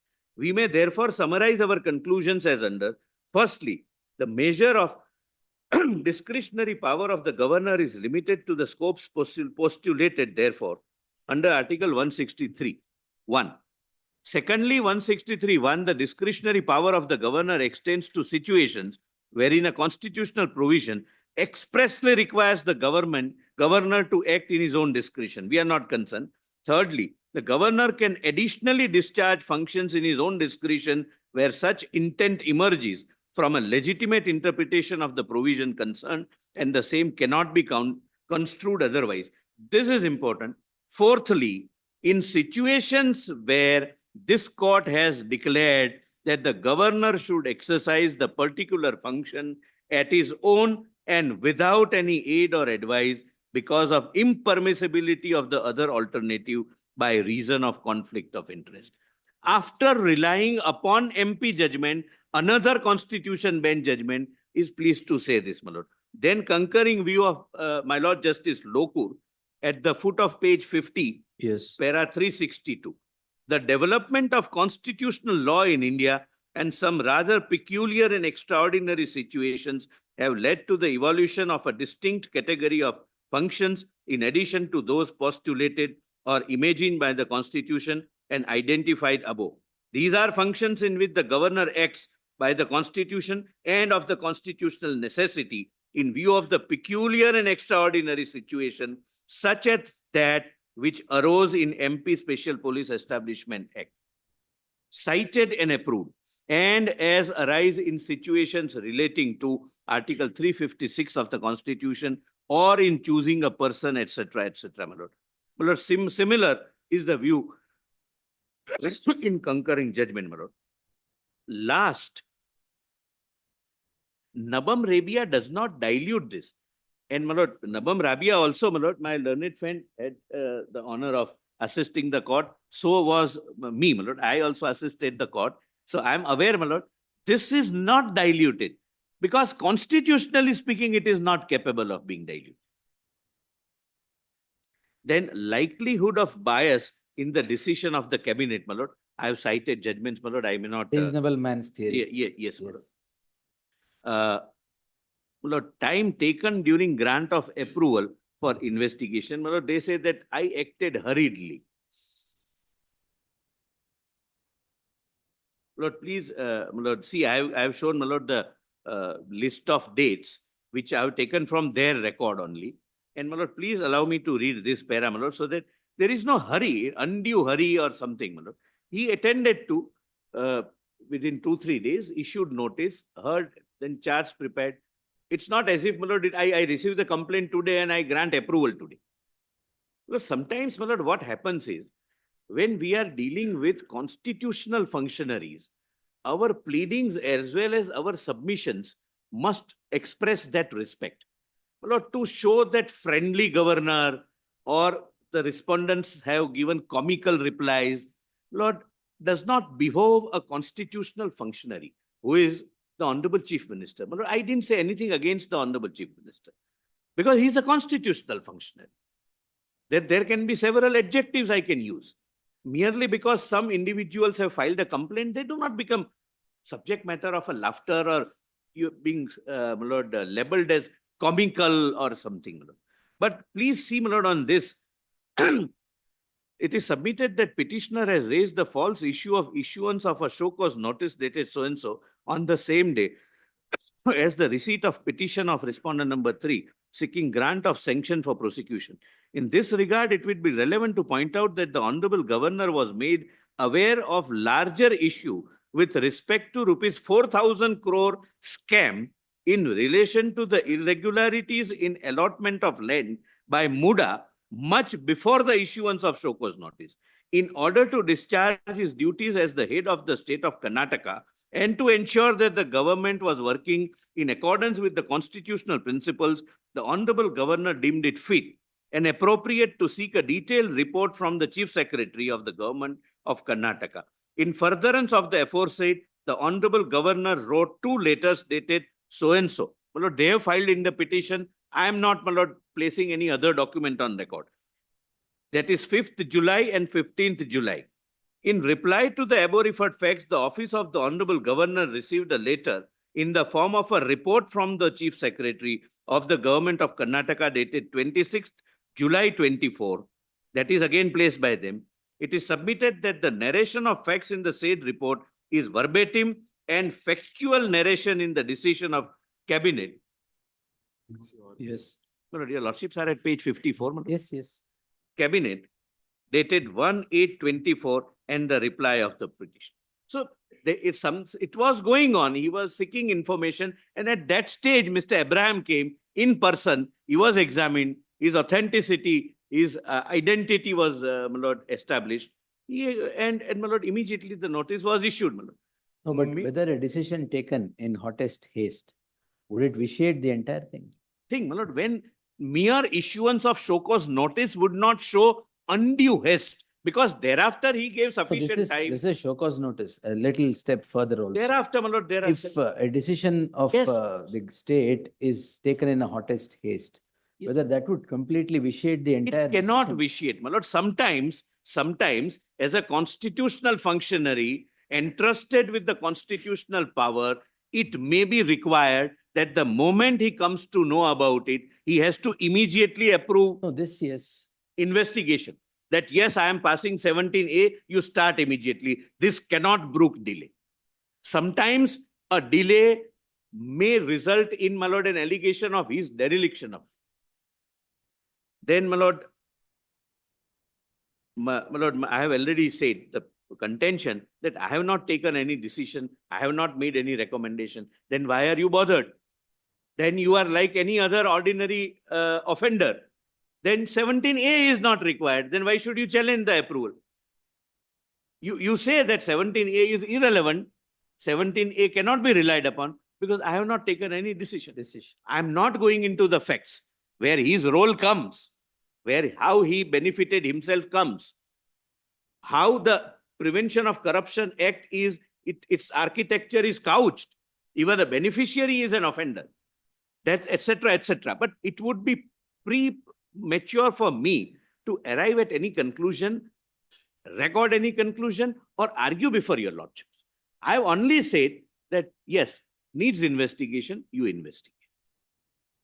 My lord, these are my respectful submissions, my lord, Yes. and I have, my lord, given judgments on this Yes. point, my lord. I'll, So, it's quite elaborate and it's, my lord, I'll not, my lord, yes. trouble your lordships, my lord. Kindly treat them as One read. constitution bench judgment. Yes. Justice Y.K. Sabharwal, I think, 2004, 3 SCC. Even a decision, not this is only a notice being issued. Even a decision taken in hottest haste would not vitiate the Yes, decision. I am aware of it, my lord. I'll just. Says that went from this state where KIDB allotments were made in hottest haste. That was it starts with SP or something. Justice Y.K. Sabharwal. I'll find out and place for my lord's kind Yes. consideration. My lord, it was really pleasure and privilege to assist your Sorry, lordship. yes. Obliged to your lordship. Yes. My lord, these are the full text of yes. the judgments which I have Need already that. cited, man. I'll give the copies to my learned friend. मैं थोड़ा इधर कर लूं हाँ, कर लो. Lord, can your lordship pardon my absence only for Yes, 5-7 minutes? yes.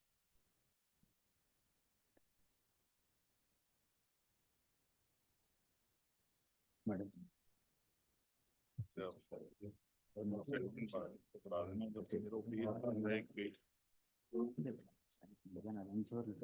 ಮತ್ತೆ ವಾಪಸ್ ಕೊಡ್ತೀನಿ. May I start? Yes, sir. My lord, I Sir, beg to you are appear appearing for for the respond number 4, my lord. respond number 4. And I will not take much time because, my lord, your lordships have heard it repeatedly by various persons. My lord, only thing is Mr. Raghavan, my lord, was to be here. He's not here. He'll just supplement, my lord, with your lordship permission for 4 on Monday. My lord, I have a very humble submission, my lord, from the different perspective.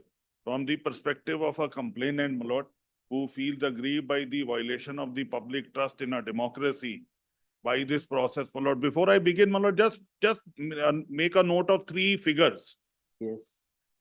The 3 figures, my lord, in my respectful submission, which falls for your lordship's kind consideration, is 3,24,000, 3,24,000, 5,98,000, and approximately 55 crores.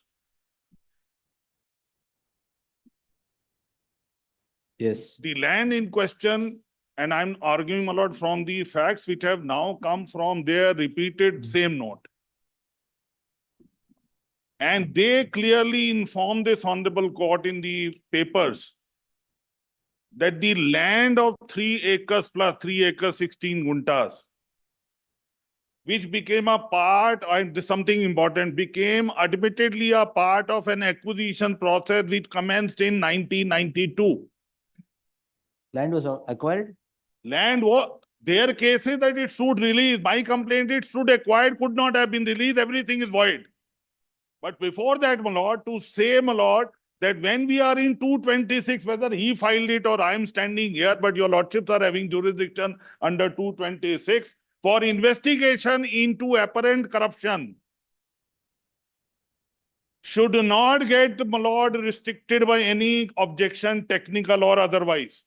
I'll come to that, my lord, in Mulayam Singh Yadav's case, my lord. I'll show to your lordships in no time. My first respectful submission, I said, submitted, my lord, land approximately 3 acres, 16 guntas. And I, my lord, these facts are admitted, and wherever they are not admitted, they will be my submissions. Part of a acquisition process for some third phase in this scheme, my lord, in 1992. Any sale or transaction after this, my lord, notification which is issued in 1992 is void, except for the fact that a purchaser who's a bona fide purchaser, my lord, in a lawful manner may claim only compensation. Something more, my lord. A subsequent purchaser who may just get into the shows only for compensation, can't even ask for challenge to acquisition, can not get any benefit of any land policy or an alternate land. Supreme Court has directly decided it. Therefore, the land acquisition process having commenced in 1992, concluded, my lord, the final notification in August 1997. Possession taken, and I am going to cite, my lord, Indore development on 2 aspects. What is the concept of possession taken and what is the concept of compensation paid or deposited? Few paragraphs. But the relevant facts are 92 first notification, 97 final notification, land acquired, possession taken, and something more important. Please make a note of page 94 of the writ petition document filed by them. The revenue record records the MUDA as the owner in 98. Page 94.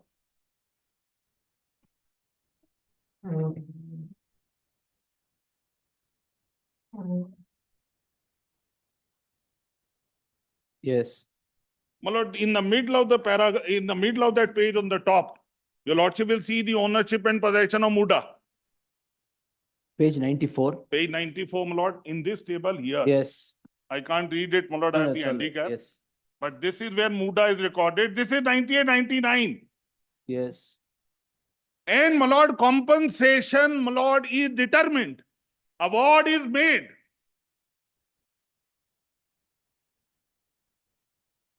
yes, So first notification before May 1998, which is the so-called de-notification.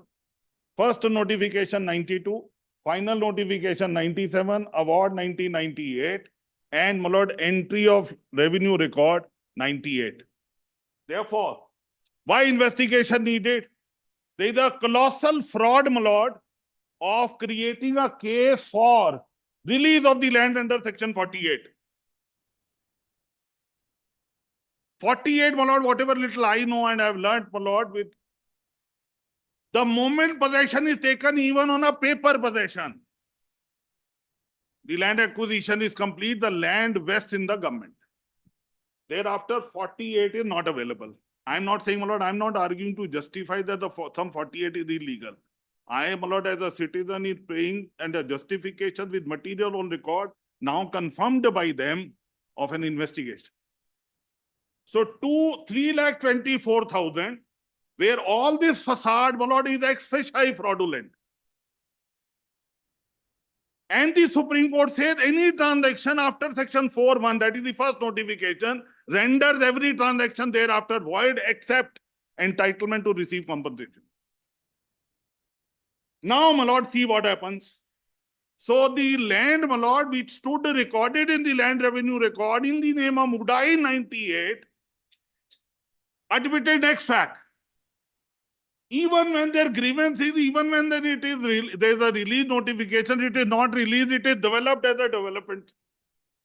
My answer, my lord, as a citizen is, this was never released. It could not have been released.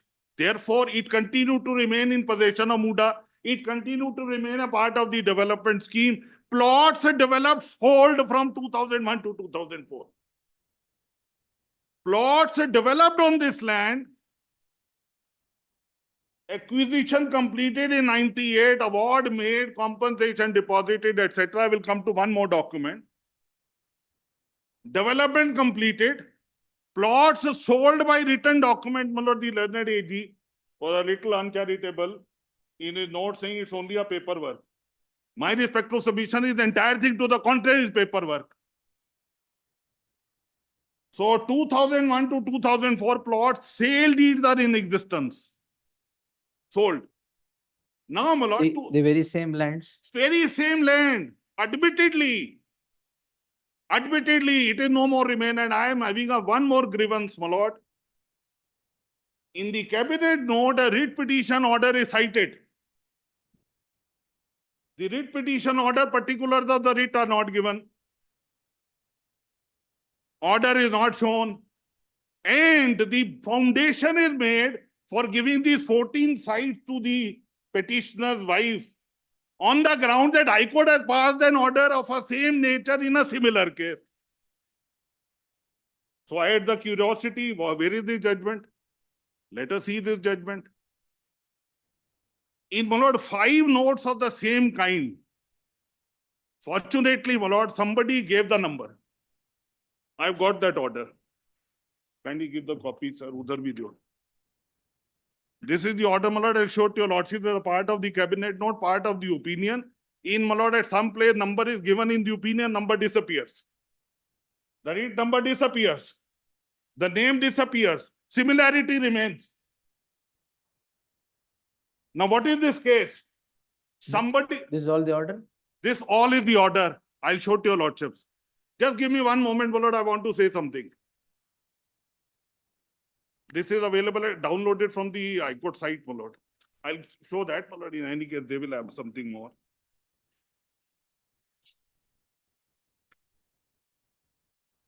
Somehow you have to justify this release. Right, my lord? Which release is ex officio, my lord, prohibited by law. Could not have even been thought of for without fraud, my lord, without fabrication, this could not have been executed. Right, my lord? So some justification is to be made.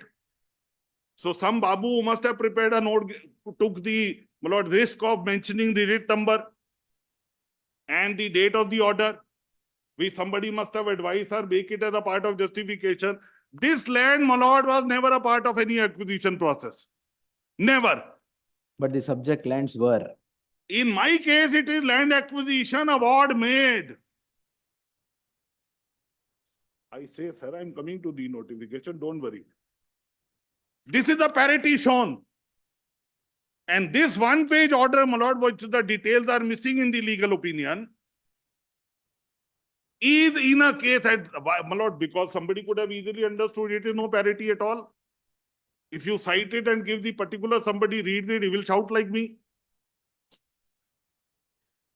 And I'm shouting. Because nothing becomes available without shouting nowadays.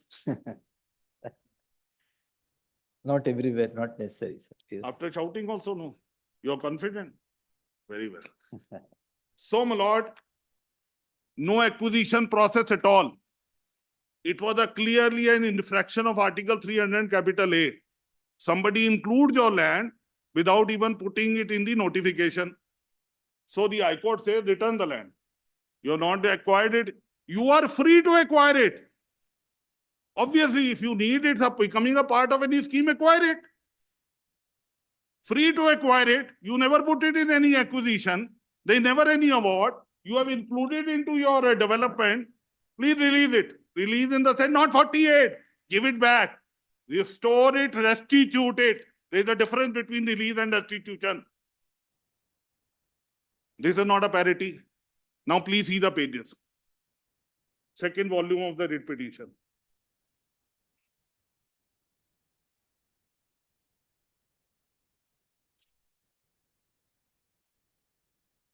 And my lord, my respectful submission is not, my lord, to create a sensation or something. Mine is that it requires investigation. Now kindly see, my lord, first of all, page, my lord, 275.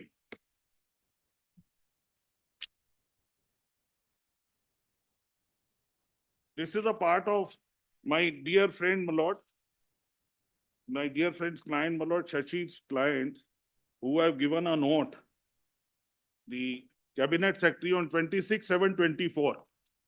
Right, my lord? Yes. At page 275, please make a note of para 24.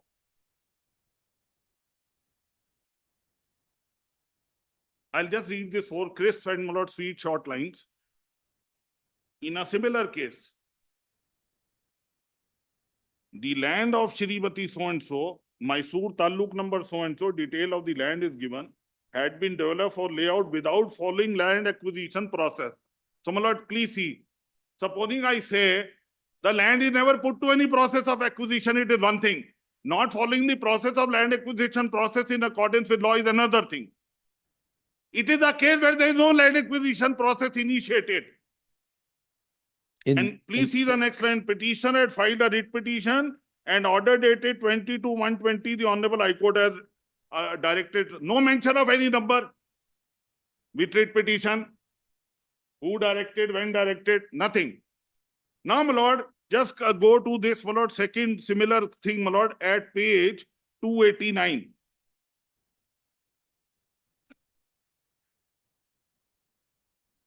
Yes. Because, my lord, the part of the learned AG, my lord, Shashi's opinion, which starts at 279. And kindly see para 6.24. Yes.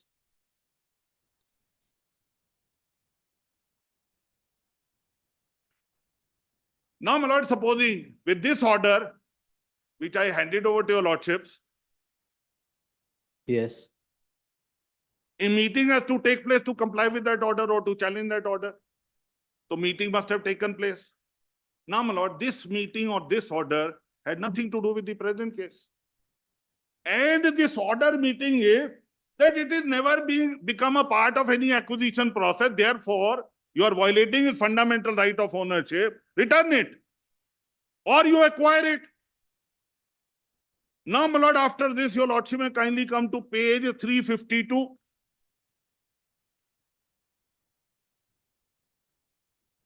Which, my lord, is a part of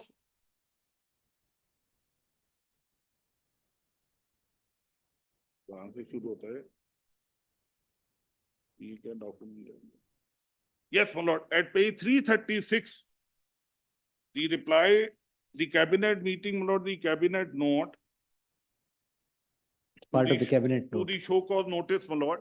Kindly see this starts at 336 Yes, and kindly come to 352 5.24. yes, May I read this, my lord, with your lordship Yes. permission, one paragraph. In a similar case, the land of, so my lord, first 5 lines are verbatim, which I read the note earlier. But somebody forgot that this number is to be removed. And my lord, this is repeated, there is no number, etc. And then your lordship may kindly come to page 352. My lord, the writ 5.24, writ petition number 56604, and the date of the order which I have handed over to your lordships. yes. So when somebody, my lord, in a routine prepare the note, the numbers come, details come, because the parity is the founded, it is one of the main documents for giving this order, Take the copy. for taking this decision.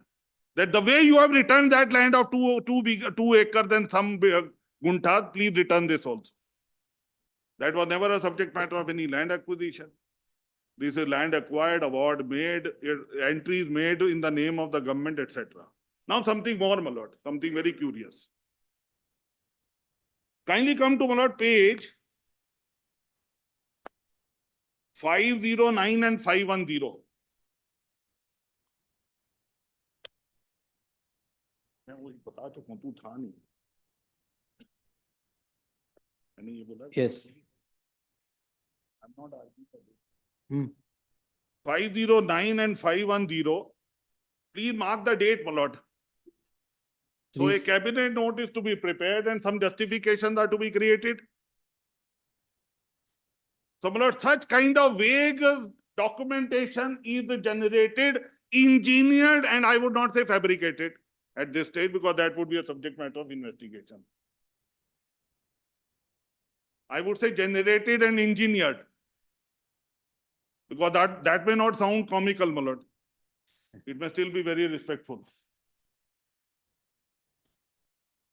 So it's engineered, and this engineering is here. It's a classic piece of engineering. What is that? Sir, we took the possession, we completed the process, but money was not taken by him.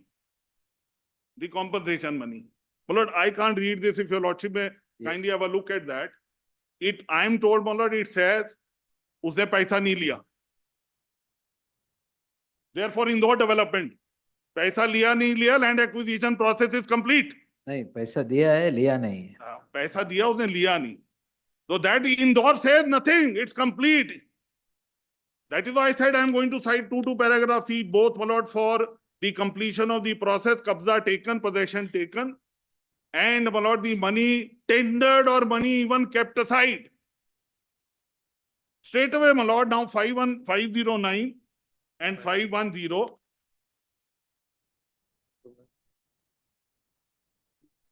And, my lord, your lordship may just make a note along with this. This is 4 July. This is one day before page 597. 597. Yes, my lord, 597.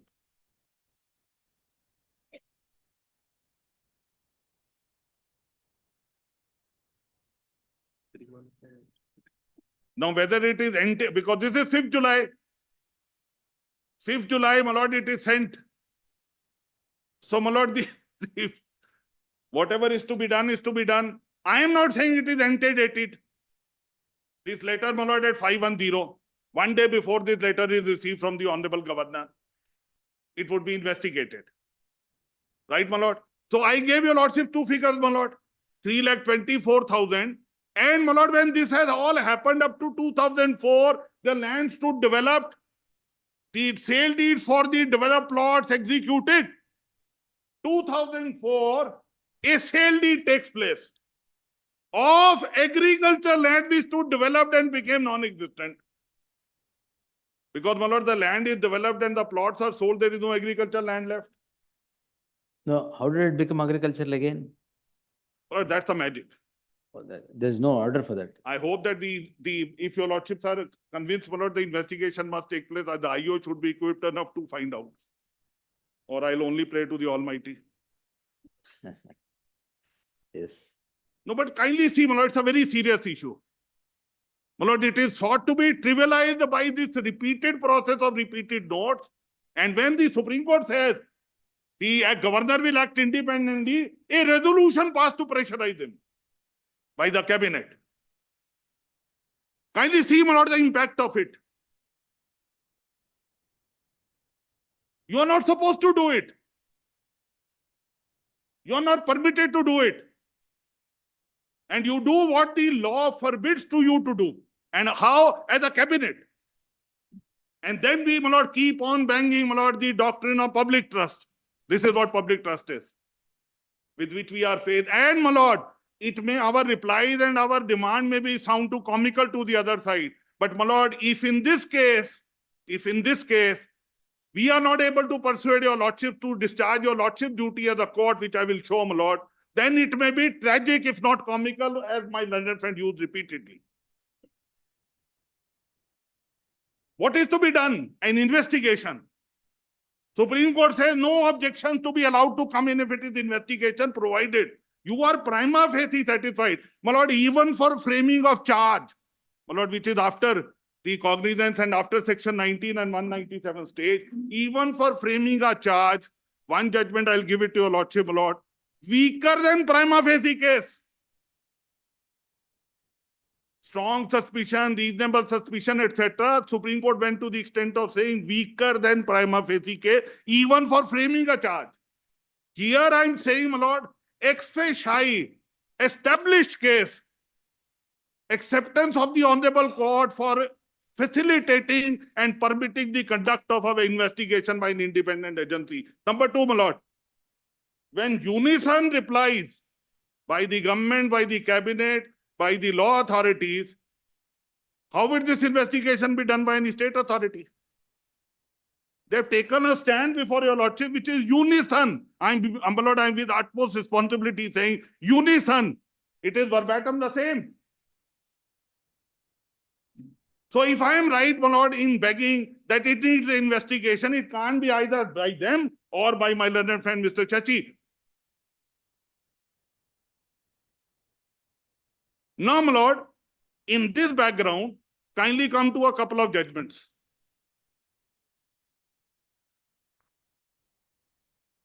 First of all, on the public trust doctrine. You have your written submissions also? I will, my lord, I've got it. Some corrections are to be made. Before I leave, my lord, or by tomorrow or day after tomorrow, early morning, it will be available. Yes. I have also taken the liberty of reproducing the relevant paragraph so that Yes. this, my lord, No, all that you submitted now. If it is in the written submission. unfriendly, my lord, environmental behavior of ours may, my lord, get restricted. Now, my lord, first judgment which your lordship may kindly see. अरे दे दो ना यार, drop कर दो. नहीं, वो भी दे दो, सॉफ्ट कॉपी भी दे दो. मतलब this is 1994 supplement 2 SCC 116. Yes. Where, my lord, the grant of consent was sought to be withdrawn, with, my lord, also happened here day before yesterday. I've yet to see your lordship judgment in the other case, my lord. I just wish to read, my lord. Division. Paraphrase. I thought what I heard. Yes. My lord, kindly come to page 8, para 15. Yes, I'm there. I'm sorry, my lord. I'm there.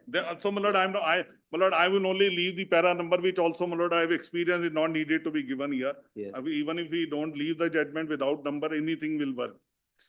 The way, my lord, the denotification has worked. No number, nothing denotified. Yes. Now, my lord, para 15, your lordship may just mark it. Yes. Then kindly come to the second judgment, my lord, we need and your lordships have Yes. dealt with. Yes. Your lordships have dealt with, my lord. Yes. And kindly only make a note of para number 52. Actually 56. 54 to 56, my lord, if your lordship. 56 is what is. Yes, my lord, your lordship, right, 52 to 56 are citing, but your lordship may kindly restrict it to para 56. Yes. Then, my lord, one paragraph which I wish to read, which is at page 64 of this paper book, is not that, my lord, Mohammed Ramzan Khan inquiry report, my lord, that constitution bench under the Central Tribunal Act, my lord, Karuna Karan. Yes. This is the similarity of name with a greater population country where names are common. Yes. This is In- K. Karunakar. So, That is my P. lord, Karunakar. Yes. my lord, in my community that we have so much of shortage of names, my lord, that the girl and the boy will have the same names. So 140 crore people, they find it difficult to have the. My learned friend, my lord, who was my colleague, Mr. Maninder Singh, Additional Solicitor General, and we had Mrs. Maninder Singh Acharya as Additional Solicitor General. Even That's why in, this in is- case of Navjot Singh Sidhu, his wife is also Navjot Kaur Sidhu. So this only shows, my lord, a common feature in our society of shortage. 8, my lord, para 8. Yes, sir. And first 5 lines, para 8, my lord, that if a case is made out for any, my lord, investigation, then there should not be permissibility for any technical or other activities. Court would, my lord, discharge its duty that which, my lord, would facilitate and, my lord, ensure that the investigation is carried out. My lord, I can pause here for a moment, my lord. The learned solicitor has That explained. case of the Kerala Chief Minister, K. Karunakar. Yes, my lord. I just want to take 1 minute here, my lord. It is not needed. But, my lord, your lordships have seen, your lordships have gone into these 2 judgments, my lord, which have now become the foundation of the circular, my lord, of your lordships High Court, which have gone. I just want to say one thing, my lord. It may also, with the development of law on section 17A, it may, my lord, require a little tuning, etc. Because I tell your lordship why, my lord, what I feel and very humbly submit. My lord, the preliminary inquiry, my lord, as we know, in the ordinary normal state police, it is FIR under the CR. Your lordships have dealt with many cases of CBI. There are 2 concepts, my lord. First is PE and then RC. The FIR is equivalent to RC, registered Yes. case. They say registered case RC. By the CBI. And P is preliminary inquiry. My lord, the preliminary inquiry was by the mandate of the Supreme Court in a case called Sirajuddin, a public servant, my lord, where they said that if the FIR that are direct, my lord, permitted to be registered day in and day out against public servants, their functioning will become impossible. That's what is followed in Lalita Kumari prior to paragraph So 120. they have repeated Sirajuddin in Yes. 116 and 117. Yes. My lord, Sirajuddin judgment which gave this birth to the concept of PE, then, my lord, was also, it got an entry into the CBI manual. It became clause 9 and 12, my lord. So That's why they register P and then RC. then RC. Now, but as my lord held in Lalita Kumari also, if the blatant, if the case is ex officio can be seen even on the allegation on the information, even when there is a permissibility of PE, it is not a must. You are free to register, you are obliged to register a case, my lord, which is Lalita Kumari.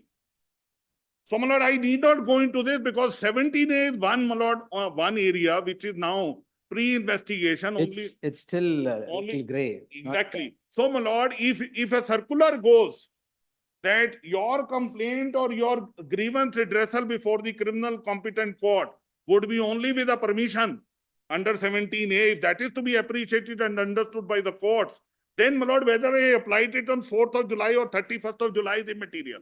Because as a citizen, what I need, investigation must be carried out. If something is required, must be done. The courts will decide whether it is required or not. As a citizen, I do not want to get with a stumbling block.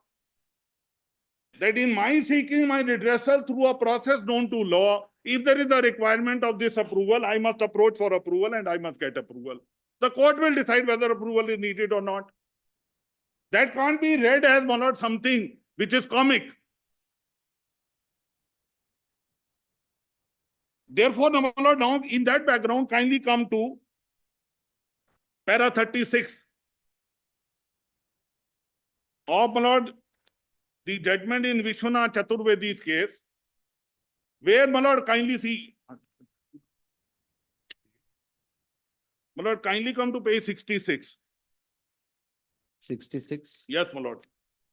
Vishwanath Chaturvedi. Kindly mark it, my lord. It is writ petition under Article 32. Yes, Kindly mark it, my lord, on the top. Your lordship will get a writ petition. yes, yes. So, my lord, some allegations against the Chief Minister of Uttar Pradesh. A writ petition come directly to the Honorable Supreme Court under Article 32. The law is discussed and the direction is issued, including para 36. Before that, my lord, I just want to show two paragraphs. Para 33 at 79. Para 33, page 79. Yes, In our opinion, yes, the minuteness of the details furnished by all the parties and the income tax return and the assessment order, sale deed, etc., have to be carefully looked into and analyzed only by an independent agency. So, your lordship, I beseech you of your lordship's indulgence to keep in mind independent agency. And especially when the stand of everybody is unison, verbatim, that nothing has been made out. Carefully looked into and analyzed only by an independent agency with the assistance of chartered accountant and other credit engineers and valuers of the property. As stated by the petitioner, very valuable properties in the heart of the city have been purchased for lower consideration and less than the market value. Please make a note of the third figure, my lord, 55 crores. 3,24,000. 5,98,000 is the sale deed of 2004 of an agriculture land. And, my lord, 14 developed plots of land now given, my lord, which is worth not less than 55 crores. Otherwise, some statement made here and there on the media, my lord, more than 60 crores. So this 55 crores, which you have got, I ask this question, why should it not require an investigation?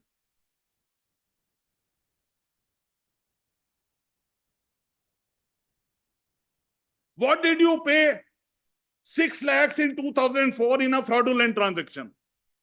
Prohibited, not permissible, because there is no agricultural land available in the name of that original person. Nothing.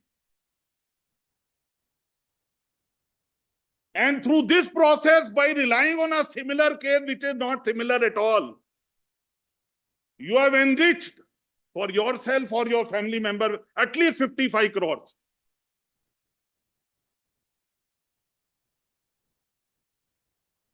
55 crores. And what is your lordships are considering at the hub of the matter? Should it be investigated or not? I'm saying, my lord, supposing there was no 17 and nothing. The petition is before your lordships are under 226. The criminal jurisprudence is locus neutral. Your lordships could do it suo motu. Your lordships are having a proceeding where 226 is invoked for praying for a criminal investigation. My learned friend client obviously has come to stall it. Your lordships are fully equipped to pass an order here itself if your lordships are satisfied that 55 crore is a bounty, which is a clear ex officio violation of the public trust by a public servant. Now please see, my lord, PMLA section 3. A beautiful two words, my lord, in PMLA, which I didn't see except for 120B. A process and activity. Kindly read the process here. Please see the process. Who has got benefited and how much? And at what cost? Process, activities. Now, my lord, please see 36 at page 80.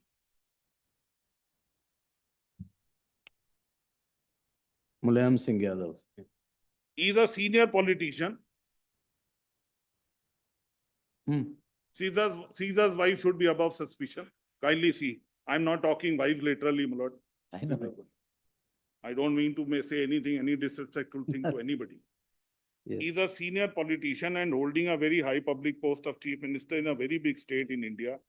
And the allegation made by the petitioner against him cast a cloud. I am in submitting. My case is much better higher. It's not a cloud. It is ex facie demonstrable. Have cast a cloud on his integrity. Therefore, in his own interest, it is of utmost importance that the truth of these allegations is determined by competent forum. Such a course would subserve public interest and public morality, because the chief minister of a state should not function under cloud, and that it would be in the interest of respondent number 2 and the members of his family to have their honor vindicated by establishing that the allegations are not true. And my lord, supposing they are found to be true, then these three figures, 3,24,000, 5,98,000, 55 crores. I do not know where was I. Malad, kindly see, we have seen, my lord, people struggling for bona fide causes for release under 48. Some school buildings, some part has also fallen. Your lordship has so much of experience. Nobody, my lord, gives you an ear. Here something is developed. Acquisition completed. Plots sold. And my lord, deacquisition.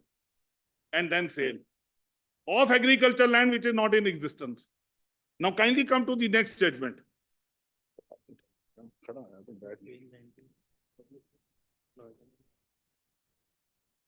Yes. My lord, if your lordship may come to the judgment, my lord, starts at page 91. On public trust doctrine, my lord, in that Noida Enterprises Association case, my lord, of 2011, 6 SCC, page, my lord, 508. Para 38, my lord, is 107. 107. My lord.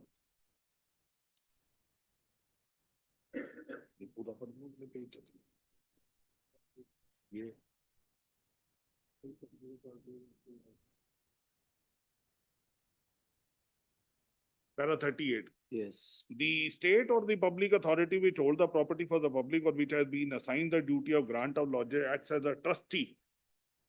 Please now keep all, my lord, these observations in mind, these three figures, that they have to act as a trustee for that property, my lord, which is not less than 55 crores.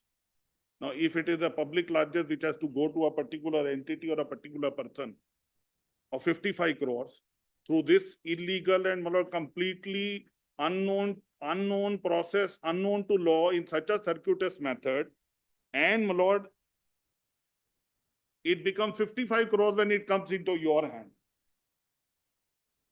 And therefore has to act fairly and reasonably. Every holder of public office by virtue of he acts on behalf of the state is ultimately accountable to the people in whom the sovereignty vests. As such, all powers so vested in him are meant to be exercised public good and promoting the public interest. Every holder of public office is a trustee.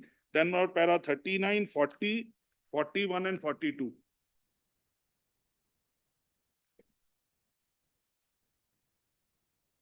Then, my lord, that observation, my lord, a respectful submission which I had made, that even for the framing of charges, the Supreme Court has said weaker than prima facie case, page 126, para 12, para 17.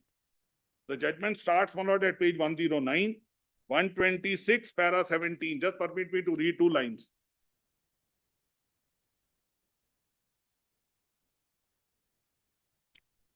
This is nominal post 197, post 90. The court is applying its mind, and the court has to frame charge where it is fully equipped with the material collected, all evidences collected is to be considered. Yes. Framing of a charge is an exercise of jurisdiction by the trial court in terms of section 228, unless the accused is discharged under 227. Under both these provisions, the court is required to consider the record of the case and documents submitted therewith, and after hearing the parties may either discharge, etc. It shall frame the charge. The kindly see, my lord, next to skip 2-3 lines. Kindly see, my lord, the sentence between just one line above placetum C, the Yes. satisfaction of the court. No, Lord, that I'm at page I've one. already seen and marked. Sorry. I was just saying, what was the offense in that case? Look at this It was the- abetment to suicide. Yes, my lord, that lady had died. And then, my lord, this was the case where but this was the principle laid down. This is one judgment, my lord, which have been followed, but the words of this weaker than prima facie case, my lord, has appeared here. Yes. And the Supreme Court has laid down that as a test. Yes. 138, my lord, your lordship may just make a note. Is a judgment, my lord, of the Telangana High Court, my lord, 138. Actually, it starts like this in the print from the High Court website, Yes. 138. And your lordship may just mark bottom 138, bottom up to 140, up to 2 sentences on the top. This one paragraph which is unnumbered. Yes. I am placing reliance on this, my lord, where this public trust doctrine has been applied by them. YS Rajshekar Reddy. It says in the Reddy's case. Yes. And then kindly come to my lord, page 291. In the same judgment, the last para. Yes. Yes, I just want to read this, my lord. as discussed above. Yes, my lord. As discussed above, your lord, I can save time, my lord. I can skip it. Your lordship may just make a note. This is the repeating and reiterating the Okay. same principle in this. So if case. you just print this in your note that you give. I will add it, but one or two things, my lord, which I want to show. Yes, I yes, want to that's show all right. 4 or 5 paragraphs from Yes. Indore development. Yes. Page 368, my lord. 368, Union of India versus Shiv Kumar Bhargav, 1995, 2 SCC, page 427, para 4, Yes. 369. Yes. Just permit me to read it, my lord. Yes. The policy of the government, my lord, this was policy for land, my lord, alternate land development, etc. Land, a lot, developed land to be given. Person whose land was, the policy of the government indicates that the person whose land was acquired means the owner as on the date notification was notified for acquisition, and he alone will be entitled to allotment of alternative site. Now, my lord, the argument which your lordship would be required to deal with, whether the denotification is to be accepted at all or not before investigation. Because that may bring a change. But, my lord, when I say that the compensation determined, compensation deposited, and the land in the revenue entry is in possession, got developed and sold, then all these principles apply with full force. And that would be a subject matter of investigation, because as I said, my lord, I am not defending a 48 release. I am only showing a ex facie impossibility of that. And therefore, there is apparent that things have been engineered and created. Page 378. 378, my lord, at 382, para 5.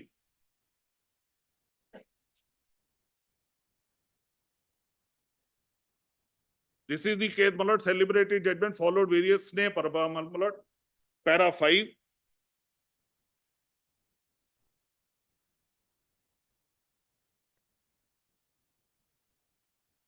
And the last, my lord, just above placetum D, the only right which he has is only for that monetary compensation. That's all. Nothing else. And this has been followed, my lord, repeatedly by Delhi High Court, my lord, which is at 384, at 398, para 9 and 10. Now, my lord, kindly come to thereafter 416. Here, my lord, the release was being made so that to enable to take away the land, my lord, for the builders. My lord, the Supreme Court considered this matter came from, my lord, Gurgaon, Haryana, where, my lord, the contiguous land, etc., the government was used to make larger chunks of land available to the builders because of the principle of contiguity. And, my lord, that where the Supreme Court heavily came down on such an exercise. And the relevant part is at 440. para 24, 25, 30 and 31. I'll put it in my note. Just your lordship may just make a note. Yes. And kindly see, my lord, para 31. 31. Power to release land from acquisition has to be exercised consistent with the doctrine of public trust. Here it has not taken place, it's only generated now. Because they are mutually they can't coexist. That is the development continuing after the award and the money, compensation, development continue, development or develop plots hold. They can't coexist. Now, my lord, 444 is the judgment in Shiv Kumar's case, my lord. Your lordship may just make a note from para 7 onward at 451. Para 7, my lord, your lordship may just permit me to read one line. Yes. 7 at page 451. We advert to the legal position concerning the purchase made on 5/7/2001 made after notification under section 4 had been issued under the Acquisition Act. Law is well settled in this regard by a catena of decisions of this court that an incumbent who has purchased the land under has no right, and kindly see that quoted portion from Jal Nigam in the next paragraph. Yes. That apart, since Messrs. So and so property, the respondent had purchased the land under notification 4/1 was published, the sale is void against the state. The quoted portion, my lord, para 7.1, para 3. It's void because the land has stood vested in the state. It's void. Kindly see para 8 at 455.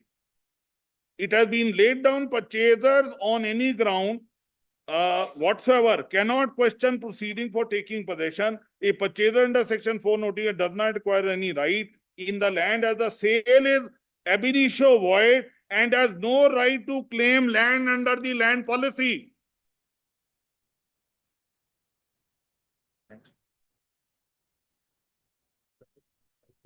Kindly come to my lord 4 paragraph, which I indeed, my lord, with your lordship permission, wish to read 465 in the development on 2 points, as I said, my lord, on payment of compensation and taking over the possession. 578.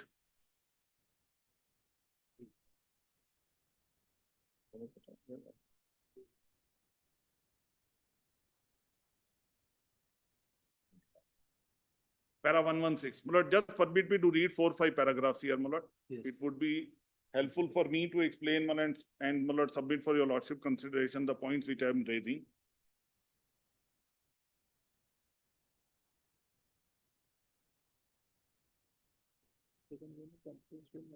My lord, your lordship has seen that just one day before the honorable governor noted the letter is written by that my lord, the compensation is not paid one day before. Now, in that context, kindly see 116. It is apparent from a plain reading of section 16 that the land vests in the government absolutely when possession is taken after the award is passed. And I have, Lord, made 2 submissions for your lordship kind consideration for a case made out prima facie for investigation is that, my lord, it already stood entered into the revenue record as the government as the owner. And, my lord, the compensation stood determined as 3,24,000 and, my lord, wherever to be deposited or given. Clearly, my lord, your lordship has skipped 4 lines, and then, my lord, 2 lines above at last 4 lines. Once an award is made and possession is taken by virtue of section 16, land vests absolutely in the state, free from all encumbrances. Vesting of land is automatic on the happening of the 2 existing exigencies of the passing award and taking possession, as provided in section 16. One possession is taken under section 16, the owner of the land loses title to it and the government becomes the absolute owner. Payment of compensation under the act is provided under section 31, which is after passing of the award under 11. Please come to 119. Section 34 deals with a situation where any of the obligation under section 31 is not fulfilled. When the amount of compensation is not paid or deposited on after taking possession of the land, the collector shall pay the amount awarded with interest thereon. Because, my lord, your lordship may just keep this in mind, 31, 34 of the old act, that even if it is not deposited, what you can get is 9% interest. Please read this paragraph with me, my lord.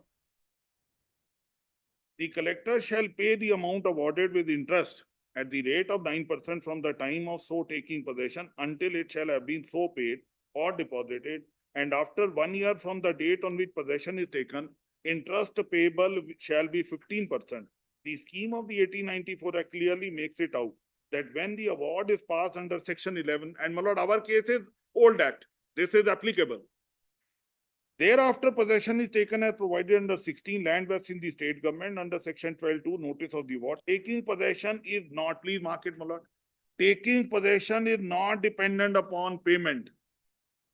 Payment has to be tendered under section 31 unless the collector is prevented from making payment as provided and so and so. In case of failure under 31 or 31(3), the collector is not precluded from making payment, but it carries interest at the rate of 9% for the first year and thereafter at the rate of 15%. Thus, once land has been vested in the state, section 16, case of failure to pay the compensation under 31 to deposit under 31(2) has to be paid along with interest. And then, my lord, 4 lines thereafter, in a case where possession has been taken, etc., under 16 or 17, that emergency awards, etc. Then kindly come to para 128. 128. Yes. Section 48 is quoted, my lord. Constitution bench also deals with section 48. Yes. 48 is reproduced. Kindly come to last 2 lines of 40, just above 129. In case possession has been taken, there cannot be any withdrawal from the land acquisition proceeding under. So, my lord, the question which is required for investigation, obviously the other side would say we have a notification of some 30th of May 1998 of deacquisition. But before that, my lord, in 98, the land revenue recorded the government is already the owner and the land is already a part of the development scheme developed and sold. So this would require investigation. And, my lord, if in the investigation, if my submission is found to be correct, my lord, that it is engineered and created later on, then all these principles, my lord, will cover. And they will apply with full force. Therefore, my lord, as of today, there would not be any, my lord, blockade or prohibition or impediment, not that there should be not an investigation by an independent agency to do this. Not those who are in, not by them, those who are unison with the petitioner. Now, my lord, kindly see 1 or 2 more paragraph, 129.4, which your lordship may just make a note, I am not reading. Page 659. With regard to possession, page 659, my lord, the title is Mode of Taking Possession, my lord, para 246, 247. Yes.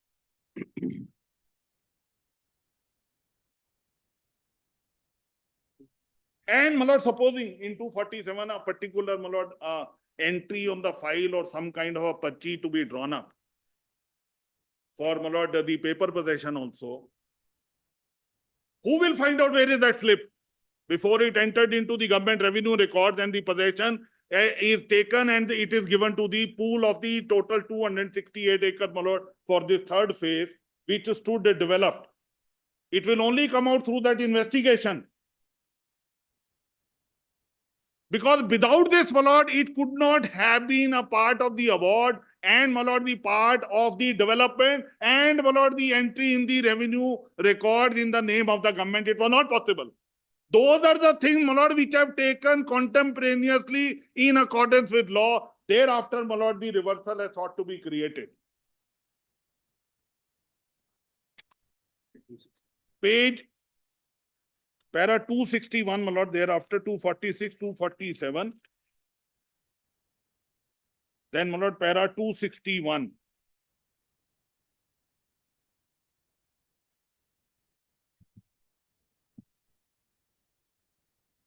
Please see 261, first 4 lines, my lord. I am not reading it. Just see, my lord, what would the requirement. Even going to the spot is enough. And here, Symbolical. yes. Even symbolic possession. Absolutely. And, my lord, even going is enough. And this is confirmed, my lord. Earlier there was a doubt whether, because, my lord, the new act now says physical possession. That also, my lord, the court has considered. Now, my lord, please mark that page, my lord, 669, para 266. And, my lord, 366, which is the last conclusive portion. And, my lord, few paragraphs which I want to read only, my lord, only to add what the learned solicitor and even my friend on the other side have read in Subramanian Swami. My lord, the compilation by the petitioner which is given, there is this page 271. Page 271.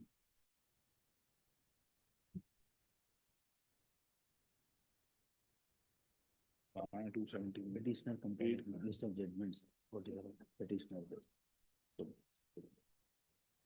Volume 1.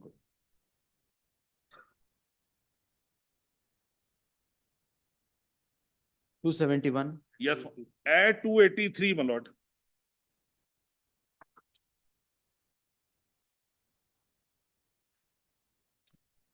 Para 2 and para 3. This is a private complainant applying for sanction. Yes. Para 1 and, my lord, para 2 and 3, your lordship may just make a note because my learned solicitor general has read the other portion. Kindly Yes. just, my lord, for properly appreciating it, 2 and 3 may be relevant. It's a private complainant who goes and seeks a sanction. Yes. Para 10, my lord.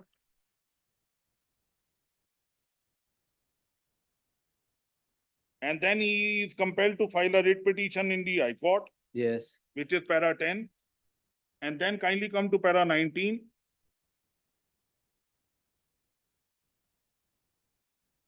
Yes. And what your lordships observed, my lord, it is only a prohibition against the police to proceed. It does not create a locus standi for somebody or prohibits a locus standi for someone else. No, And my lord, your lordship may kindly see. If your lordship may kindly see 17A and A. 19, your lordship must be remembering, only submission is this. If I ask a question to myself that who will not proceed is given, against whom you will not proceed is also given.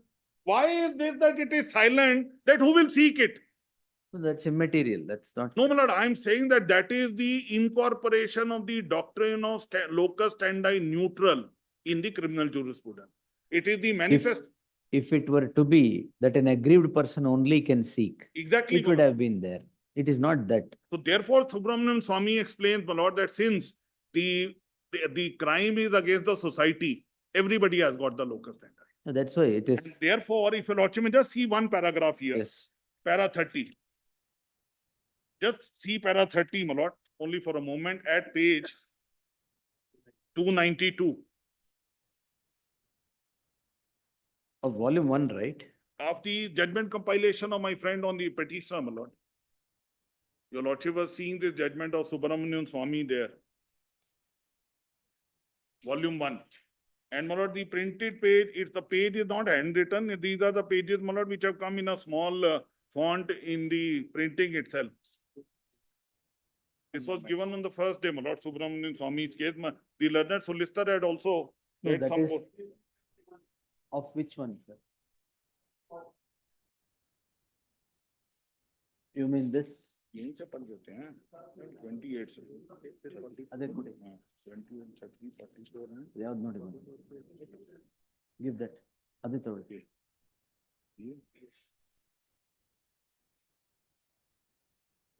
Where is this? para 28 para 30 and then 44 para 28 your lord- Page, sir. page my lord it is कहाँ है page यार मैं भी नहीं देख 292 292. Yes, sir. on the top my lord it is Yes. getting smudged, it's getting mixed Yes, up. yes, yes. Now kindly come to 28 para 28 page number is 292. Yes. The sentence starts, there is no provision.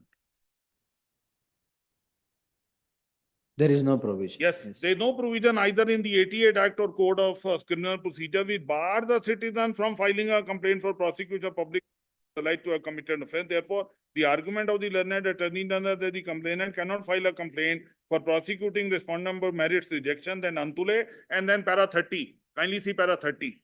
While dealing with the issue relating to maintainability of private complaint, the Antule's portion is well recognized principle of criminal jurisprudence that anyone can set or put the criminal law into Yes, motion that's- except where so and so. That's And settled. my lord, para 44. Hmm. Para 44.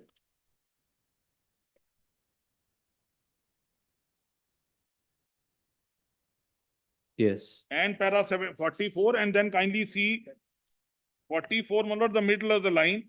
By the third line, my lord, whether the facts placed before which in a given case may include the material collected by the complainant or the investigating agency.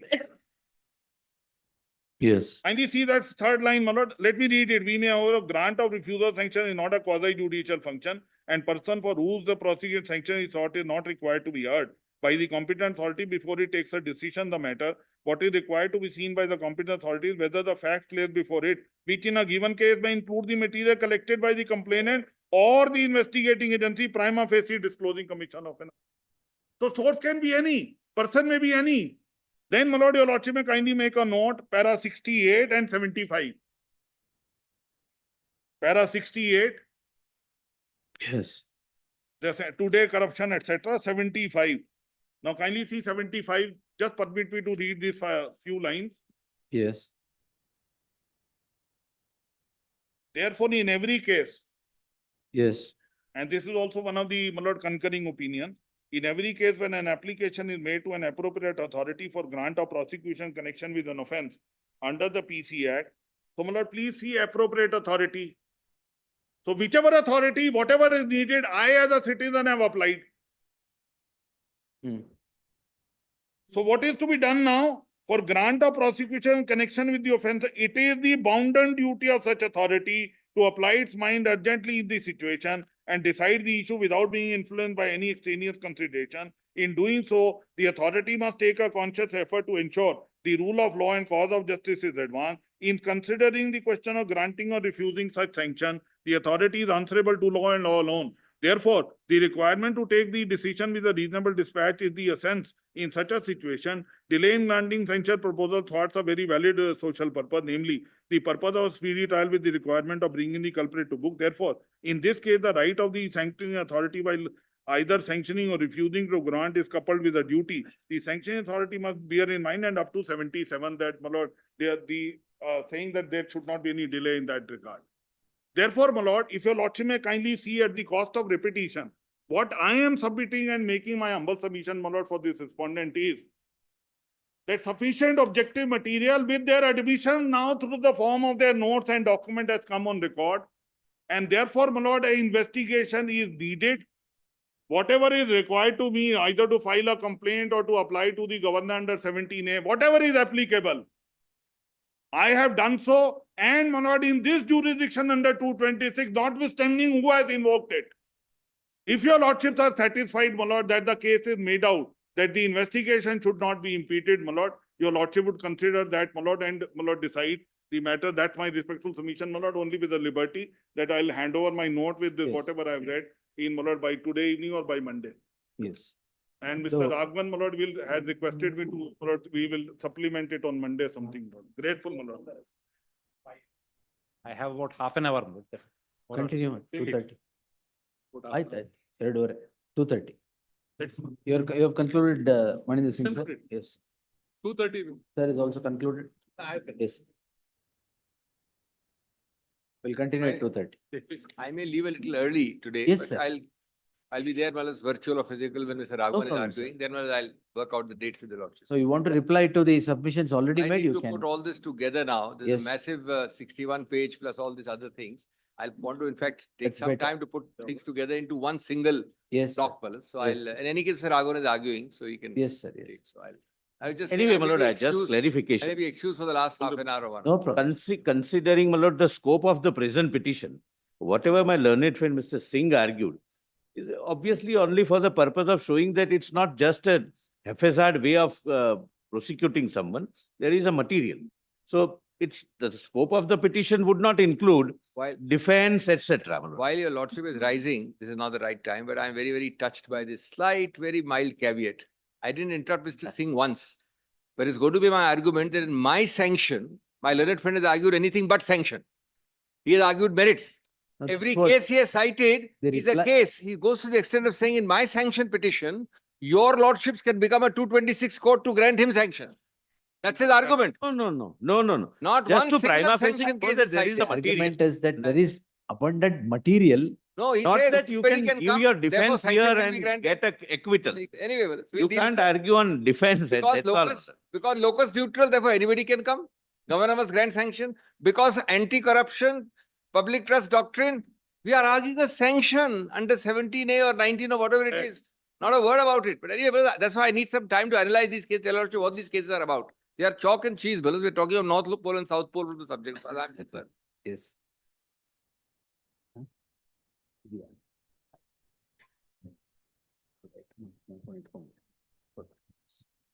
We'll continue at 2:30. Please. Yes, thank you, sir.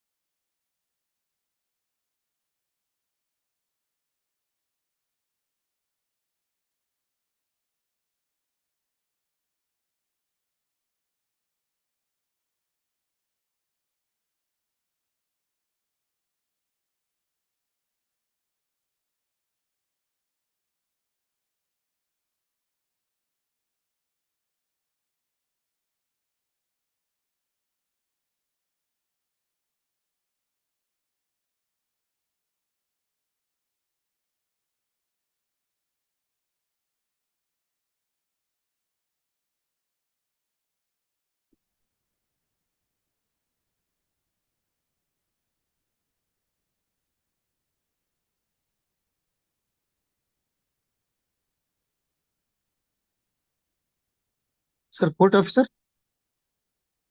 Hello?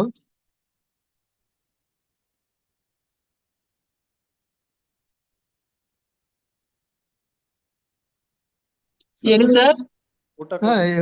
ಮತ್ತೆ 2:30 start ಆಗುತ್ತೆ madam. Hello?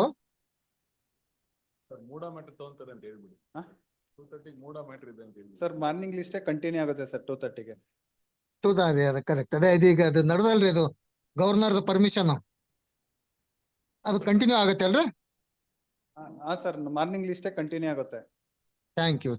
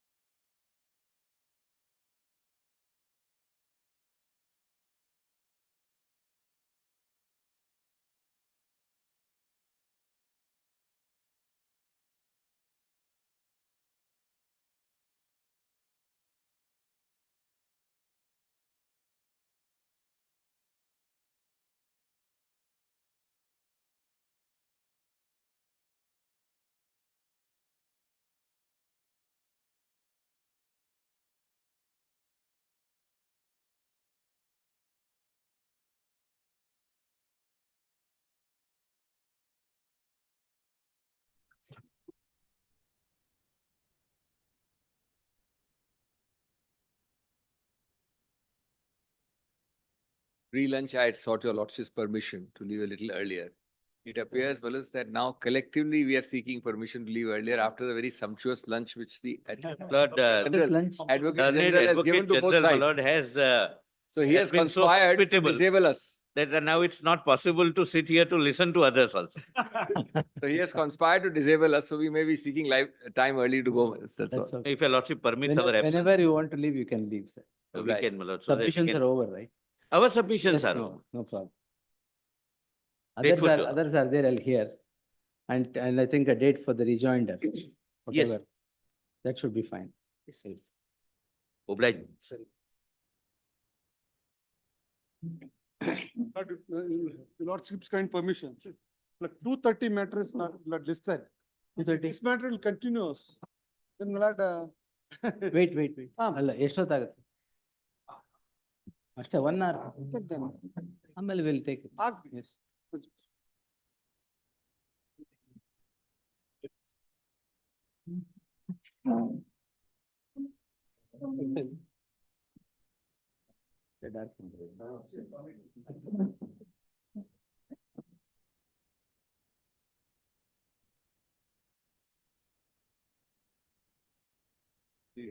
I'll finish.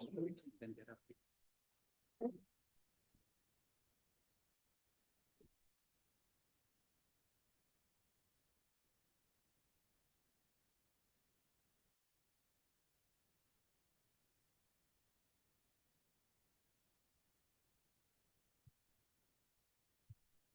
There is this written note what I have prepared. I just.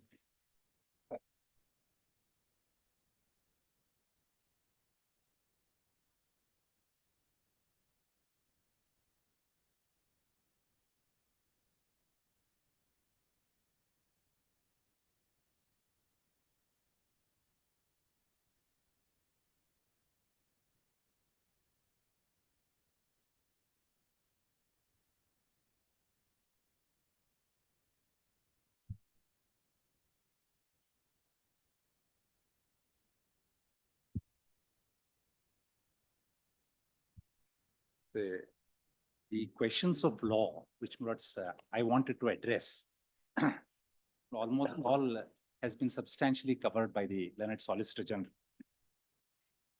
He has effectively at length dealt with each of the issues. If Lordships are to kindly see the written note, almost all the questions. You only want one thing. Yes, All of you have argued many things. yes. What is the role of the chief minister? Nobody has said. In this matter, Ah, yes, yes. We'll, it is his sanction. correct, Something should be answered that, but towards Yes. that also. certainly. Nothing to answer. Nothing to answer? Well, there's nothing, that's why. We will justify that. The role of the chief minister shall. All right, Yes. yes. But if Lordships are to see Roman numeral 1, the questions which we have framed in the written note which has been. And is he telling this post lunch? Yes. Yes, Yes. The course of action, not the competent authority, that is the Honorable Governor was to adopt. no, I'm only on 17A. Yes.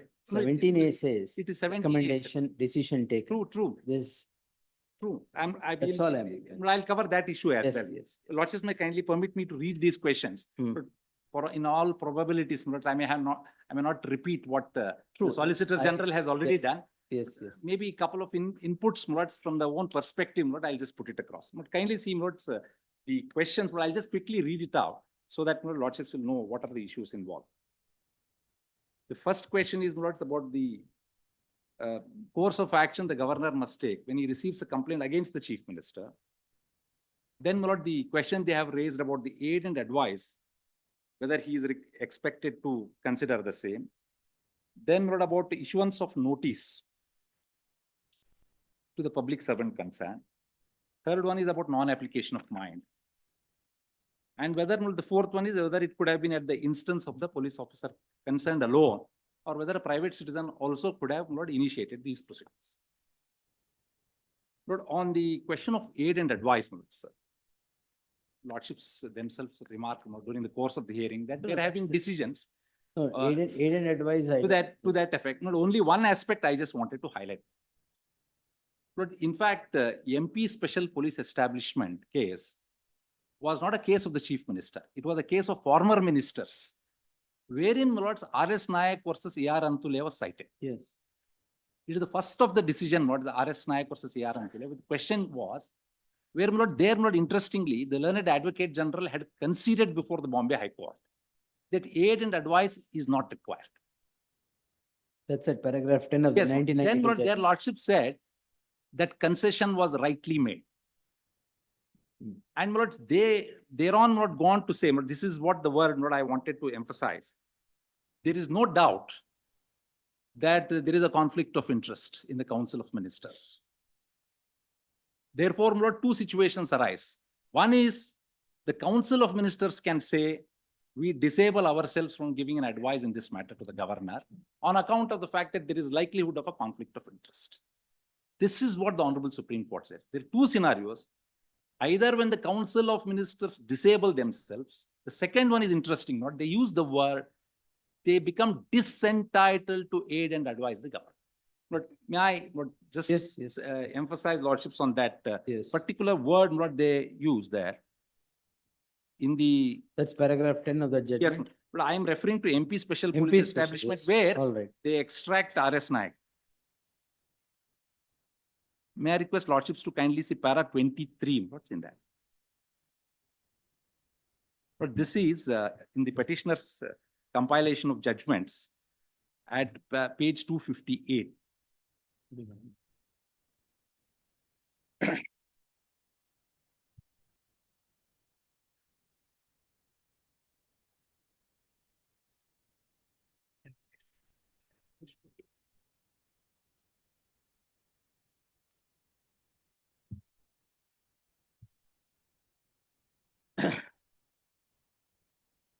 Yes, sir. Please. The word, lords, apparent bias versus a likelihood of a bias has been emphasized but after quoting R.S. Nayak at lords para 13, lord, lordships may kindly peruse that. Yes.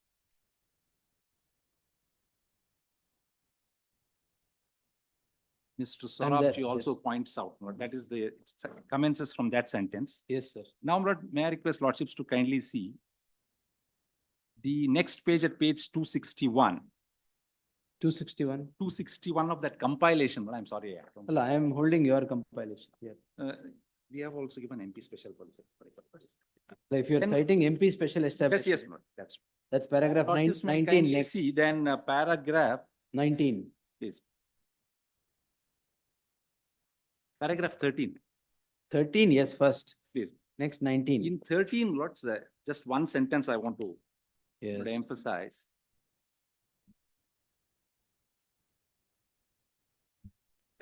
Lordships get that the statement,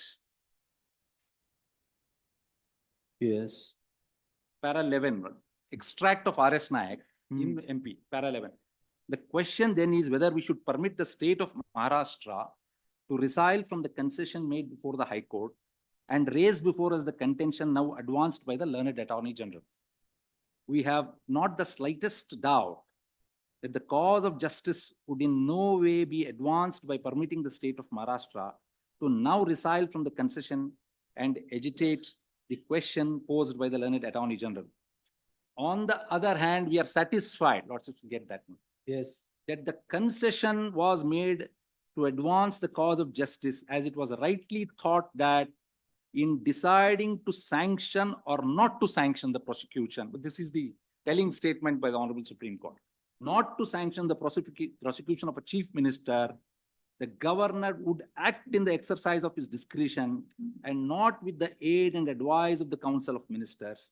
The application for grant of special leave is therefore dismissed. Then, my lord, lordships may kindly see paragraph 23, 23, 24, 26. 23, lord, may I? 23, Mr. Tanka Yes. is not right when he submits that the governor would be sitting in appeal over the decision of the Council of Ministers.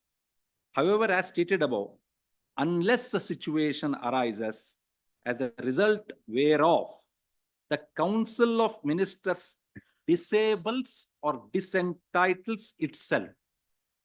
The governor in such matters may not have any role to play. Taking a cue from Antule, it is possible to contend that a Council of Ministers may not take a fair and impartial decision when the Chief Minister or other members of the Council face prosecution. But the doctrine of apparent bias, however, may not be applicable in a case where a collective decision is required to be taken under statute in relation to former ministers. That is the distinction what they have made about former ministers, chief ministers, and sitting ministers. Ultimately, 33 is what is important. Therefore, they hold, of course, not there. They found the persons, my lords, against whom this sanction was what had by that time ceased to be the ministers, and the cabinet did not have them as part of the decision. Therefore, they said that the theory of apparent bias will not apply. Likelihood of a bias is likely to be, but then Reasonable they maths found that theory. it was What not the reasonable applicable. man would think, that's the theory. My submission, limited submission before your lordships, therefore, is the Council of Ministers, by virtue of the fact that, my lords, they become interested in the matter, disentitle themselves from any aid and advice to the Council of Ministers. But quickly about the Honorable Chief Minister remaining outside the meeting, therefore, my lord, the Deputy Chief Minister presiding over them, I must say that very judgment, interestingly, they quote A.K. Kraipak. But A.K. Kraipak, lordships are aware that Nashband, interestingly, was the chairman of the selection board and had also participated in the selection process. Apparent bias. There, my lord, interestingly, Nashband did not participate in the proceedings. May I just request lordships to kindly see the same judgment once again. MP Special Police Establishment, their lordships note this and say still the theory of apparent bias will continue to apply. That Nashband's act, lords, at para 16.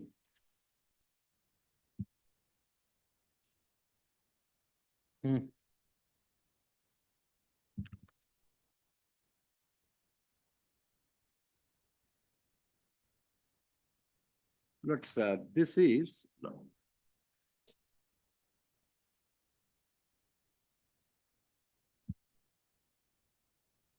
para 16, they extract para 15. Lord. Yes. But their lordships, the sentence commencing from, it is true that ordinarily the chief conservator of all that lordships may not refer to. Kindly see from the word. But under the circumstances, it was improper to have included Nashband as a member of the selection body. He was one of the persons to be considered for selection. It is against all canons of justice to make a man judge his own cause. It is true, lordships may kindly note, it is true that he did not participate in the deliberations of the committee when his name was considered. But then the very fact that he was a member of the selection board must have had its own impact on the decision of the selection. Yes, the words, his bias is likely to operate in a subtle manner. And therefore, the presence of the chief minister in this case and there must be felt, an omnipresent presence, brooding presence, we say, in the hall, wherever this meeting took place. But on this question, lordships will also kindly see Article 163 does not, bifurcate between Council of Ministers and the Chief Minister. Article 163, in fact, says there shall be a Council of Ministers headed by the Chief Minister. And in the theory of collective responsibility, etc., lordships are aware of those. The question of Chief Minister bifurcating himself from the decision of the Council of Ministers does not arise. Therefore, on looking at this aspect, the question of the governor consulting or looking into the aid and advice of the Council of Ministers does not arise. But on the question of the second aspect, lordships will kindly see about principles of natural justice, 17A.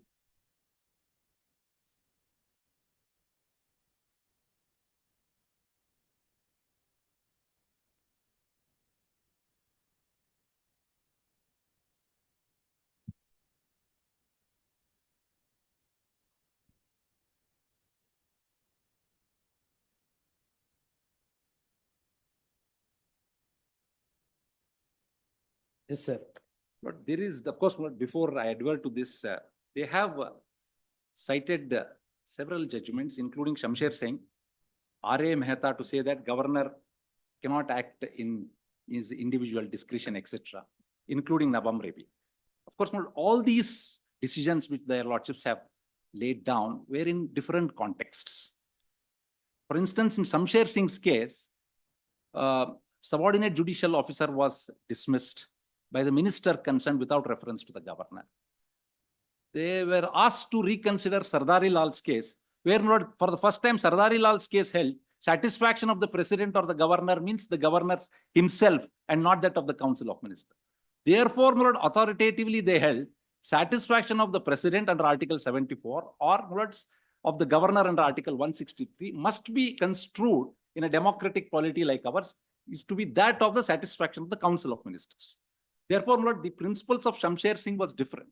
In R.A. Mehta's case, the appointment of Lokayukta was in interpretation of the Gujarat Lokayukta Act, where the chief minister's primacy is there. Of course, now the law stands settled from a decision arising from this honorable court, Justice Chandrasekhar versus Siddaramaiah, where their lordships tell it is the primacy of the opinion of the chief minister which will prevail. Third decision, these are the three decisions which they have cited, is Nabam Rebiya. There again, Article 174. The power of the governor to call for a session prorogate. And in the factual situation of that, they said that no, it could not have been done in your individual discretion. Two decisions of the Honorable Supreme Court, similar fact situation as to when the chief minister's complaint or allegation against the chief minister comes, the governor is bound to act independently. Therefore, the decisions may have to be discerned, distinguished in this manner. But on the question of 17A, 17A on a plain reading does not contemplate a notice to the public servant concerned. But whether we can read into that as an opportunity to be given to the public servant concerned before the competent authority arrives at a decision. But I would request lordships to kindly permit me to refer to Subramaniam Swamy versus Director CBI. So it is not that these provisions like 17A or novel. Lordships are aware in number of enactments, permission to investigate a threshold bar is always there. One of them was Section 6C of the Delhi Special Police Establishment Act, which their lordships, in this Subramaniam Swamy's case, struck down. But one of the arguments advanced by Mr. Anil Diwan in that matter, I propose to draw that, wherein he says, if you allow this notice to be given to the public servants, etc., concerned at this stage, it would certainly leave the situation for tampering of evidence, etc. Now, may I request lordships to kindly see that judgment? Yes, Para 14. Sir. Yes, para 14. I'll read for my satisfaction. Yes. That, of course, I must bring to lordships' notice that paragraph, though he advanced that argument, their lordships, of course, struck it down on the ground of Article 14. You can't bifurcate corrupt officers into joint secretary and above and below. Their lordships held it in that manner. Para 14, I'll just read. Yes. Anil B. Diwan, learned amicus curiae, wants us to take judicial notice of the fact that the high-level bureaucratic corruption goes hand in hand on many occasions with political corruption at the highest level. This very group of high-ranking bureaucrats whose misconduct and criminality, if any, requires to be first inquired into and thereafter investigated, can thwart, defeat, and impair this exercise. In substance, the potential accused would decide whether or not their conduct should be inquired into. He argues the essence of skillful and effective police investigation is by collection of evidence and materials secretly without leakage to the destruction or tampering of evidence and witnesses. Such investigation is compromised by the impugned provisions, namely Section 6A of the DSP Act. But the next sentence, the requirement of previous approval in the impugned provision would mean leakages as well as breach of confidentiality and would be wholly destructive of an efficient investigation. Yes. Therefore, my lord, if the argument of the other side is to be accepted, let us take a case where there is an allegation that a document has been forged by the public servant concerned, or any number of illustrations could be given. And the police officer who receives this credible information, or a private citizen who comes to know of it, goes to the competent authority and says, sir, I have come to know about a particular delinquency of a public servant concerned. I want immediate investigation to be initiated. Maybe he be apprehended, search be conducted, these material objects be, the incriminating material be seized. Would stand defeated, my lords, if notice is to be given to the delinquent employee or the public servant concerned. But this is one way of looking at it. And I draw the argument of Mr. Diwan when he argued the DSP Act for the purposes to say that 7A expressly, 17A expressly, consciously excludes notice. One more Lord, perspective about this would be, Lordships are aware, these 17A and 19 came to be amended, but in 2018. For the first time in 2018, when a private citizen files a complaint under section 19, notice to the public servant is contemplated. Lordships have seen that 19. Lordships are aware that when a private citizen comes to him, the steps are that he goes before the magistrate. Magistrate finds some prima facie case, refers him to go to the competent authority to obtain sanction. He goes back to the competent authority, and then competent authority is obliged to issue notice to the public servant concerned. That is the provision. But the submission which I propose to make before your lordships is, in one stroke, in one legislation, if the legislature has thought it fit to prescribe two different procedures in respect of sanction. One is, of course, a sanction, another is a pre-approval. In respect of sanction by a private citizen, it says that notice is required. In the same amendment, when they introduce 17A, the concept of notice is very conspicuously, consciously silent. The construction of a statute, according to me, therefore, it cannot be stretched to say that the legislature was not aware that when 19 we provided a opportunity to be heard, 17 we do not provide. 19 operates in a different circumstance. But all the time. Post investigation. No, all the time I am submitting before your lordship the concept of hearing. The concept of hearing is afforded in 19. 17A it is not done so very consciously. In fact, I am submitting when the legislature by the same amendment provides two different procedures. Therefore, this aspect that the prior opportunity should have been given does not merit. But there are three judgments. One, of course, the learned Solicitor General has read. That is, that is, lordships will kindly, only one judgment I want to refer to on the question of principles of natural justice in criminal proceedings.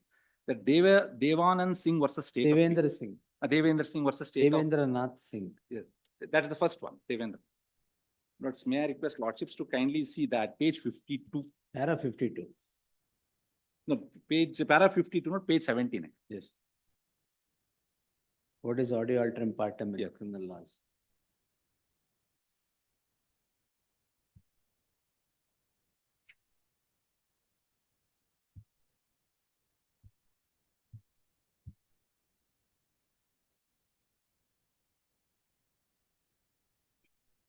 Lordships get that. There, para 50. Yes, Chedda's case is quoted. Yes, Vin Chedda's case is. Vin Chedda's case Yes. is quoted.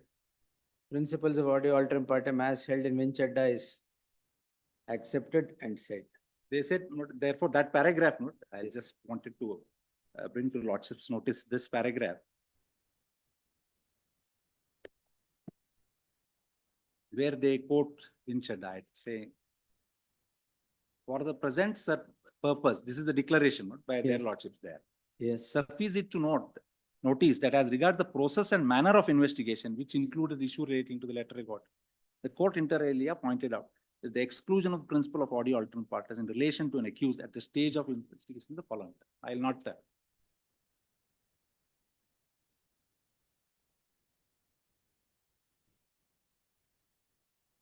That para, 81. There, the apex court holds, the earlier persons were not investigated into.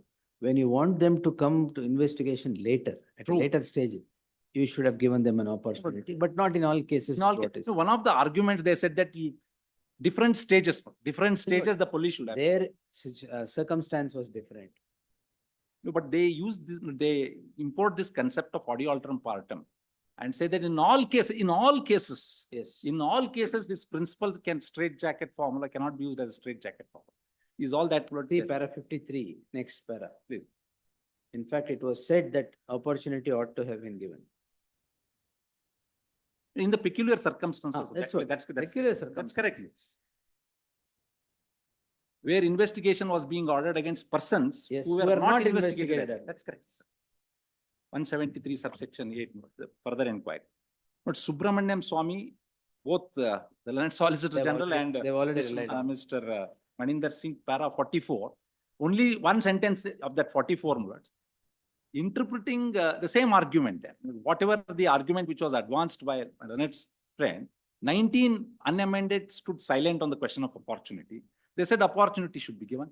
But even at post-investigation, they said, no, it's not possible. They also say that it is the matter of sanction is administrative in nature. It is not quasi-judicial. That is one principle. Second principle is question of notice does not arise. So they will not refuse to read into the principles of natural justice in the unamended 19.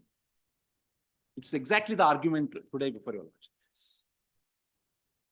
Therefore, the concept of issuance of notice does not arise at all, and it would in fact cause prejudice to the sanctity of investigation is my respectful submission to lordship. Yes.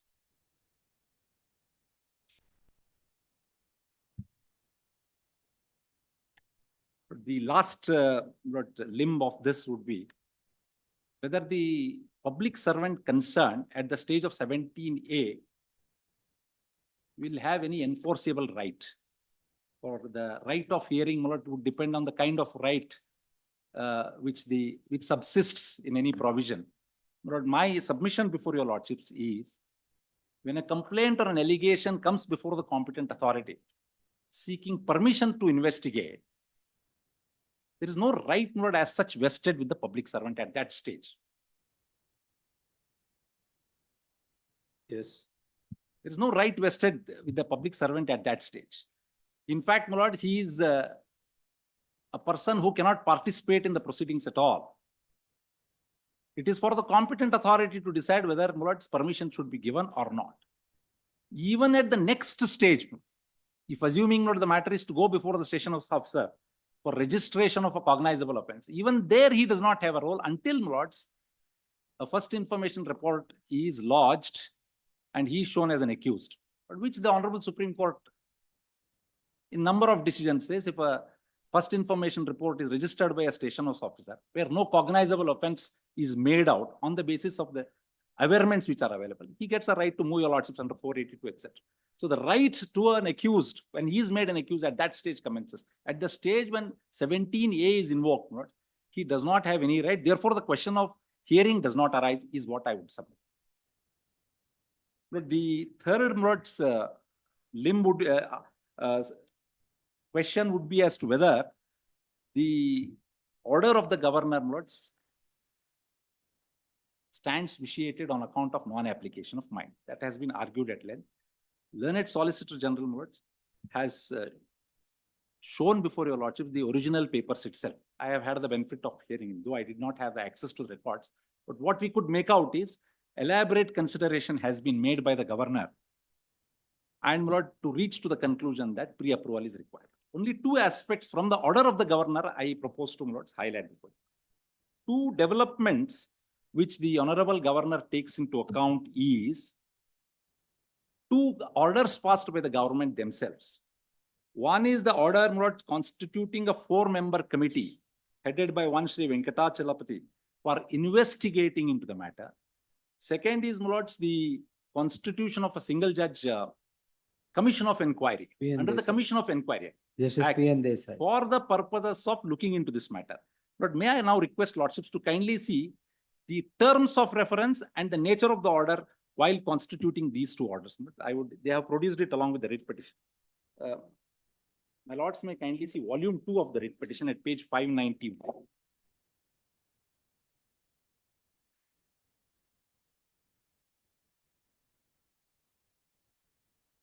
Five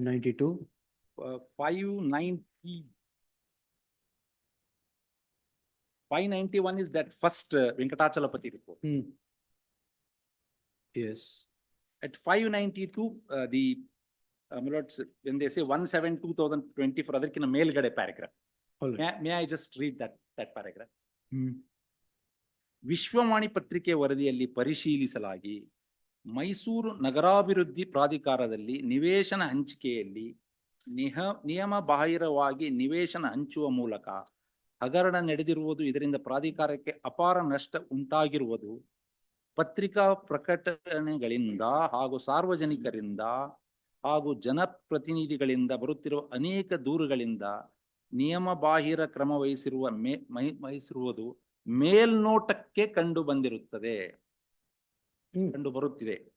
ಇದರ ಸತ್ಯ ಅಸತ್ಯವನ್ನು ಅರಿಯಲು ಒಂದು ತನಿಖಾ ತಂಡವನ್ನು ನೇಮಿಸುವುದು ಸೂಕ್ತವೆಂದು ತೀರ್ಮಾನಿಸಲಾಗಿದೆ. ಅದರಂತೆ ಕೇಳ್ಕೊಂಡು now lordships may kindly see the terms of reference to the under the Commission of Inquiry Act at page 594.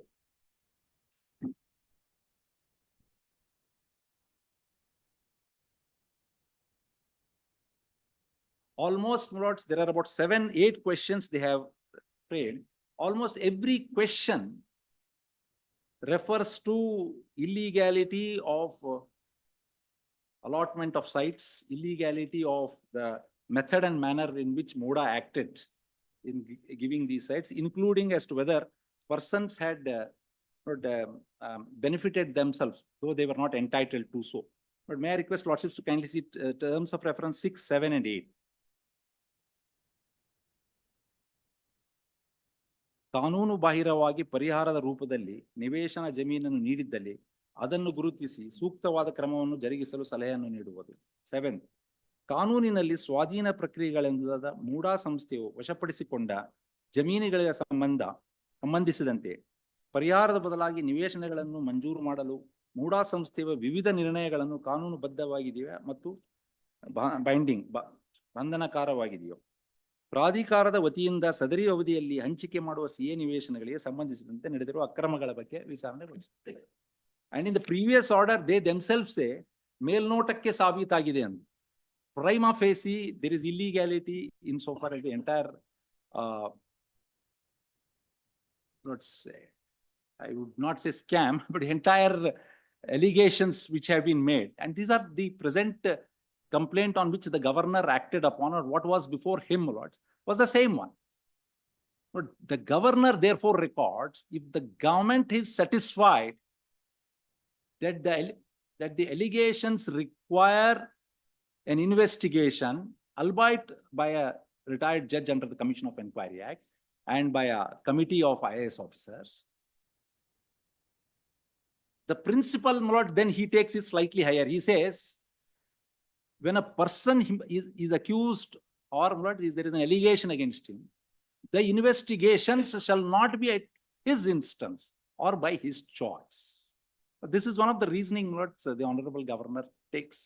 Therefore, he uses the word non-partisan investigation is required into the matter, and these Commission of Inquiry etc. do not inspire confidence.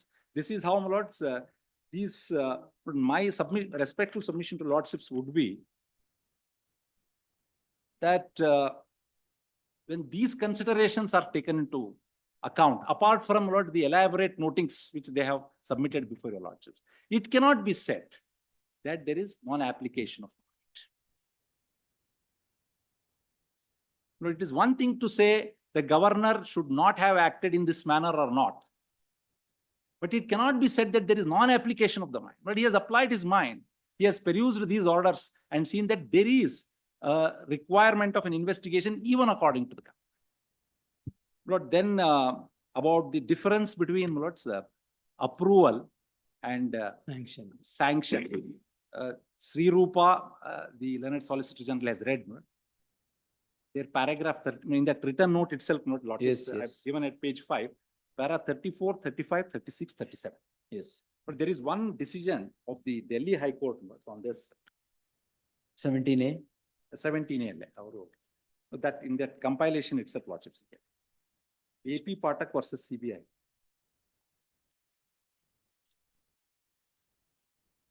That is at page 167 onwards.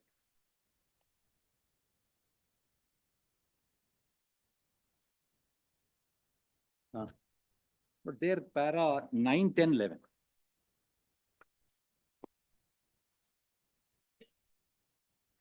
They were, but this is, I'm sorry, but this is about 6A of the Delhi Special Police Establishment Act. There were, that question of consent, same, similar situation. That consent, before investigation. Para 9, Lordships mechanics. Yes. In Mayavati, Honorable Supreme Court was dealing with the case of consent from the state government for the registration of FIR and to investigate the matter. In the absence of which the CBI had no jurisdiction to register the FIR. No, there is consent. Five, under the well, but Delhi these- Special no, Police. these, no, they have interchangeably used the word. Kindly see para 10. There is an obvious distinction between approval, consent, and sanction. Therefore, Lord, they club approval and consent as one category and sanction of the other. An approval or consent implies mere concurrence or agreement, whereas sanction confers an authority on the person in whose favor power to grant sanctions conferred. The difference between approval, consent, and sanction is that of a degree. In state of Maharashtra versus Janardhan Ramachandra Navalkar, they have, their lordships have examined that, Lords, and kindly permit me to read that paragraph, Lords, where they refer to Prevention of Food Adulteration Act, similar provision for consent. Besides, it must be remembered that under Section 20 of the Prevention of Food Adulteration Act only, consent of the commissioner is necessary and not sanction. There is obvious difference between consent and sanction. Consent implies mere concurrence or agreement, whereas sanction confers authority on the person in whose favor sanction is granted. Therefore, considerations applicable in the case of sanction would, in my opinion, not be applicable to case where mere consent is required. Therefore, this is what in Sri Rupa's case, what the coordinate bench says, it is much narrower. The approval has to be very brief. And as the Solicitor General rightly put it across, particularly when it is being exercised by possibly the highest constitutional authority. He does not want to prejudge the entire issue so that it would influence the investigating authority, whatever it is. That is the difference I wanted to bring to Lordship's notice between 19 and 17A. As regards as to whether 17A could be at the instance of the police officer concerned alone, Lordship's decision in Ashoka versus State of Karnataka, in fact, takes that into consideration. Para 534 Lordships are aware of that, where Lordships, in fact, considered this aspect and held that if a private citizen wants to move the court, he has to obtain pre-approval, necessarily implying that he can also move 17A before the competent authority. Then Lord Subramaniam Swami's case relies upon that. Just two or three aspects I wanted to bring to Lordships. But one of the arguments which was advanced before your Lordships is that the order of the governor must be tested on witness principles, etc. Just like any other administrative order. And therefore, if it is found that he did not address himself to the questions which really arose, it must be struck down. That was the line of the argument. But I was wondering whether when a governor passes an order, but notwithstanding the fact that he's answerable, in a way not answerable to the court, but if an order of his is impugned before your Lordship, what should be the approach of judicial review? But one sentence in Bommai's case, though my lord, their Lordships were examining decision under Article 356, maybe my lord throw some light. May I request Lordships to kindly see Bommai, my lord, they have cited. I'll just bring the Lordship.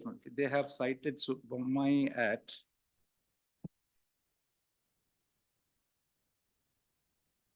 Lords at page 310.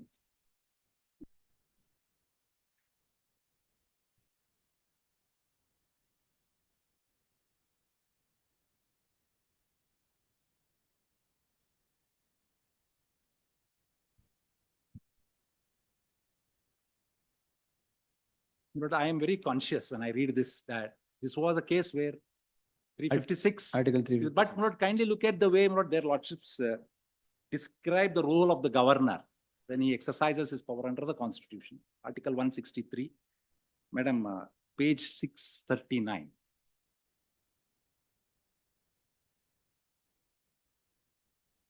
We'll go to para 282. But I am referring to para 373 first.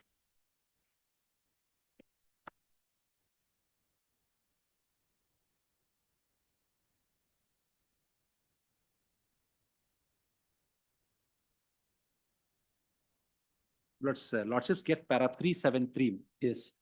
In 373, if my lords are to see the sentence commencing from, this is not true of our constitution, it says.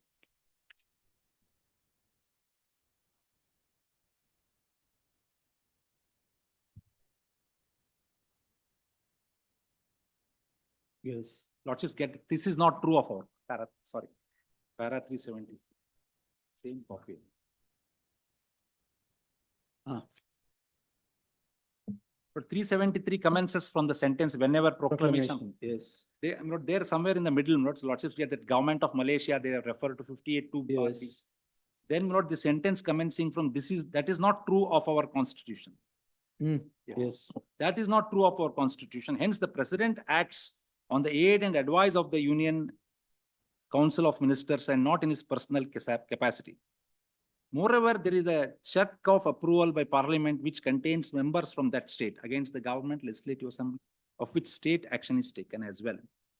So far as the approach adopted by this court in barium chemicals is concerned, that is not classical administrative order, how to test. That's how not they'd argue. But kindly, it is a decision concerning subjective satisfaction of an authority created by a statute. The principles evolved then cannot ipso facto be extended to the exercise of a constitutional power under Article 356. The next sentence is what I would request lordships to kindly consider. Having regard to the fact that this is a high constitutional power exercised by the highest constitutional functionary of the nation. Obviously, they were referring to the president. It may not be appropriate to adopt the tests applicable in the case of action taken by statutory or administrative authorities, nor at any rate in their entirety. We would rather adopt the formulation evolved by this court in state of Rajasthan, as we shall presently elaborate. Therefore, my lords, having regard to the fact that the order comes from the governor, who, my lord, under the scheme of the constitution is the highest constitutional authority. The principles of judicial review sometimes, my lords, may have to vary, is my submission before your lordships, insofar that is concerned. But since I am referring to Bommai, my lord, I would also request lordships to kindly see paragraph 320. Paragraph 3.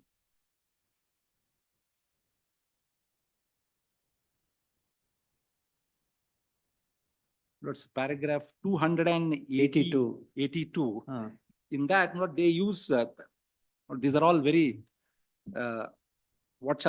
real exposition of the constitution by the lordships. When they use this sentence, but I must state, when remarks are made about the governor, kindly look at the sentence where the lordships say.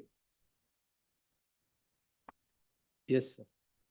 In fact, it would be a case of his reporting against his own government, but this may be a case of wearing two hats. Not when he recommends for wearing two hats, one as the head of the state government and the other as a holder of an independent constitutional office whose duty is to preserve, protect, and defend the constitution. But it is one thing to say the governor is bound to do whatever we say. It's another thing to also see that he also holds an independent constitutional office whose most preeminent duty is to protect and defend the constitution. Yes. But in Bommai again, because they have relied upon the aid and advice of the Council of Ministers. That is at 320. Yeah, 320. But in fact, Article 163 subclause 3, what says as to what was the aid and advice given by the Council of Ministers to the governor will not be called into question in any court. Rather, the court will not inquire into it. That, no, Slight, no, slight dilution later. that was, when it was cited, what their lordships held is, what happens between the president and the council of ministers, we are not concerned. Ultimately, what is the decision the president makes is what we will look into it for the purposes of arriving at a decision. That is what I wanted to submit, these last four of them. But I will address the last question lordships asked about the role of the chief minister. I'll have to answer that. Before that, two other things, Lord, I must bring to lordships notice. Is one other decision, Lords, of course, not for any other purpose, but the Terrorist and Disruptive Act, TADA, also contains some sort of a filter like this, wherein, Lords, prior concurrence of the authority is required before initiation of investigation. For interpreting those provisions, Lord, in Satyan, there is one of the lordships may kindly see in that compilation at serial number 7, State of AP versus A. Satyanarayana. That commences at page 181. But I am citing this judgment for this proposition, and I'll bring to lordship's notice as to why this becomes relevant. At page 181, lordships get it, paragraph 8.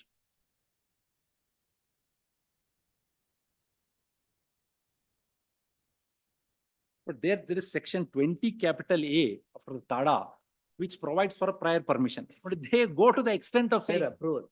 Prior approval. No, their lordships go to the extent of saying in para A, even an oral approval is sufficient. But the emphasis which I am saying is not in, but I was bringing to lordships notice, this is not the first of its kind where prior approval is required. Number of central enactments and some state enactments as well as have this prior approval before investigation is done.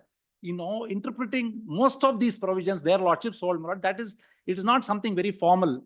It is not something which is elaborate. It is something which has to be more informal, considering the prima facie satisfaction of the authority concerned. In Satyanarayana's case, they go to the extent of saying even a oral permission is also sufficient. But this is one aspect. Then, Lords, I wanted to bring to lordship's notice about this B.S. Yediyurappa's case they have cited. That is division bench judgment of this court. To say about advice. But I must bring to lordship's notice that that decision, division bench decision, in fact, does not state any law, does not make any declaration of any law.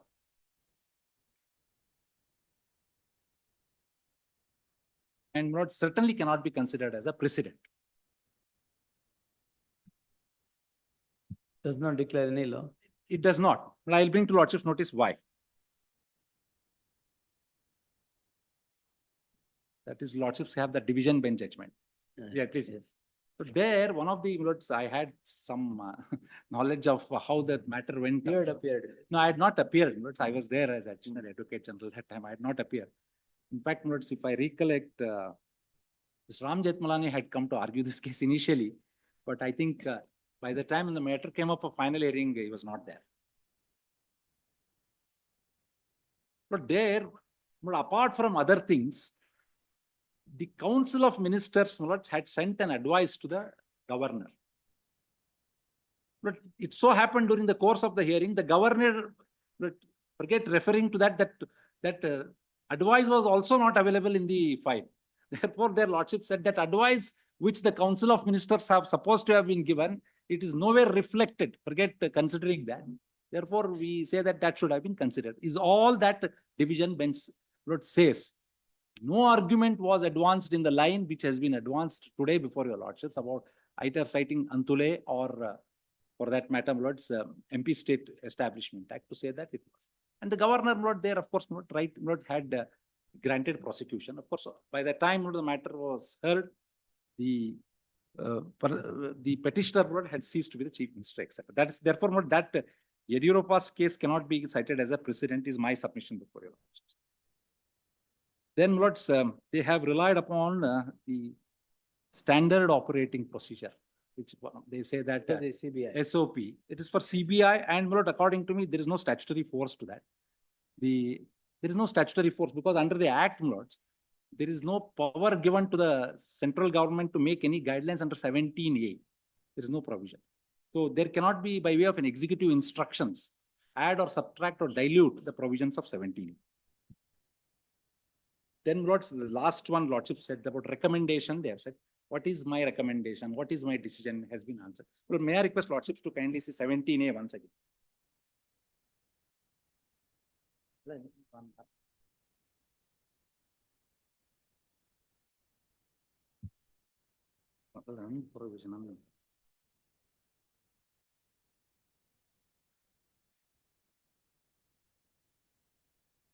Of course, my lords, it is very tempting for us to, my lord, bring records before your lordship to say what has been the decision, etc. But these are all matters, my lords, which may require investigation. But on a plain reading of 17A, lordships may kindly discern how it comes.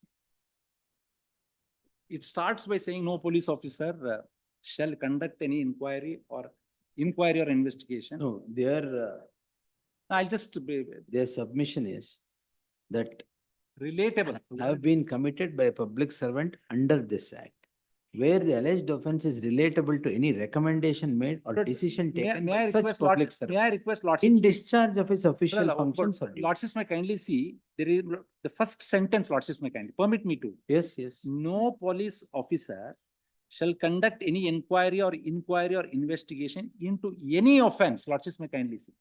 Lordships may permit me to emphasize, into any offence alleged to have been committed by a public servant Under under this this act. Hmm. That is a comma. There is a comma there. Comma. There is a comma.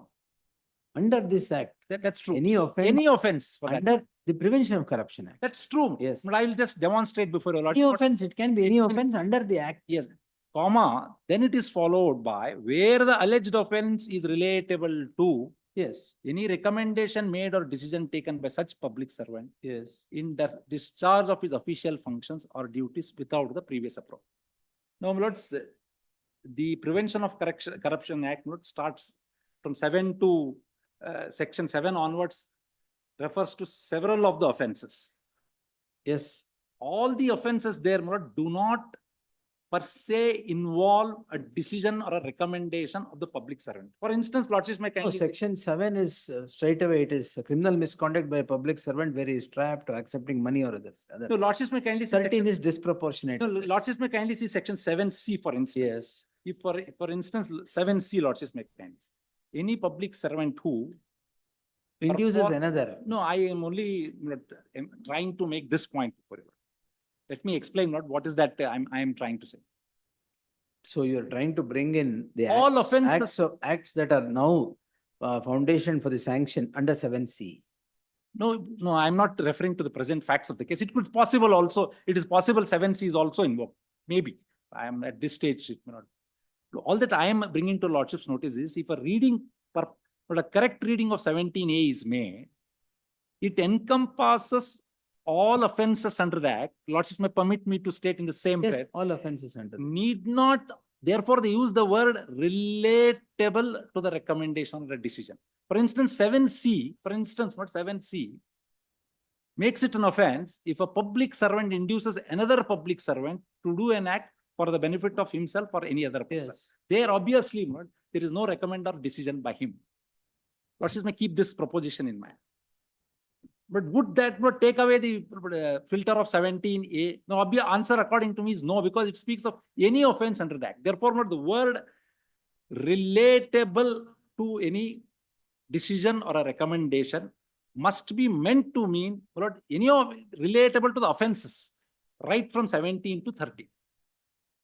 It need not be, put it across simply, it need not be that there must be a decision taken by me or a recommendation made by me, which is culpable of for any of the offenses commencing from 7 to 30. yes.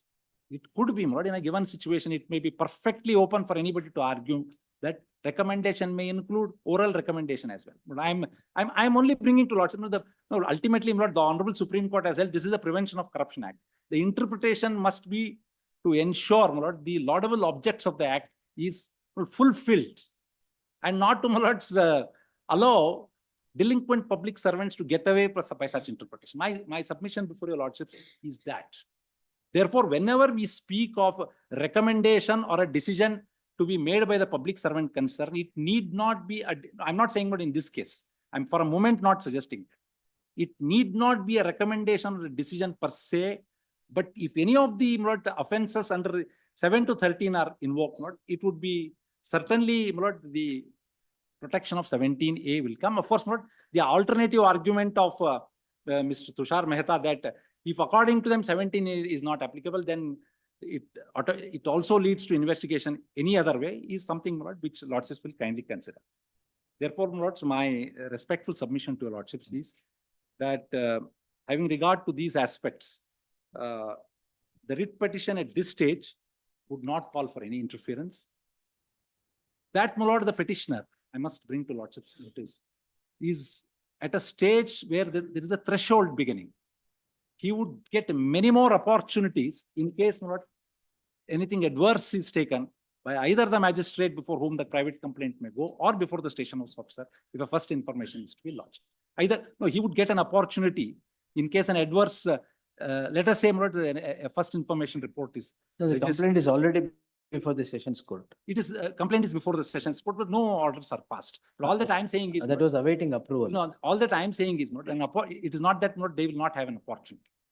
In case an adverse or if something is to be done there, they will certainly have an opportunity to call into question. Therefore, Lords, my respectful submission is that this matter does not call for interference.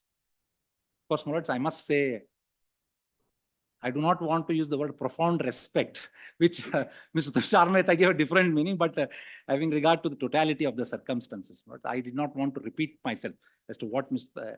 Leonard Solicitor General had dealt with. Yes. I'm sorry, Lord, if there has been some repetition. No, that's all right. Euro. He's behind the television. I could not see him. Yes. He's TV ಹಿಂದ್ಗಡೆ ಇದ್ರೆ ಗೊತ್ತಾಗ್ಲಿಲ್ಲ ಈ ಕಡೆ ಬಂದು.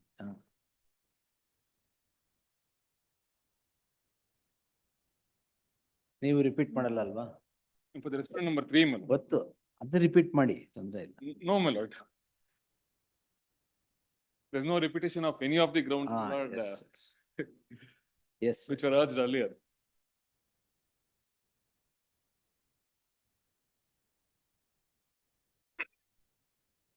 R4. Five ತಾನೇ? ಹೌದು.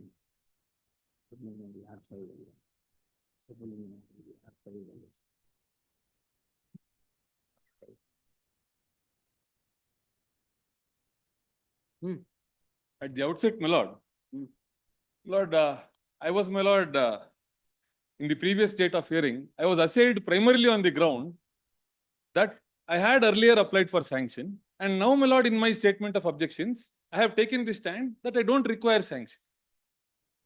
Lord, I was assailed on that ground that my approach is uncertain. Now, my lord, Lord, what was the cause of action for me to approach the Honorable Governor seeking sanction? Now, if my lords may kindly take to page 261, my lord, which is nothing but the operative portion of my lord's judgment in Dr. Ashok's case. Page 261 of what? Lord, of the writ petition. ಅದ್ರಲ್ಲಿ ಹಾಕಿದಾರ? Please. Page 261.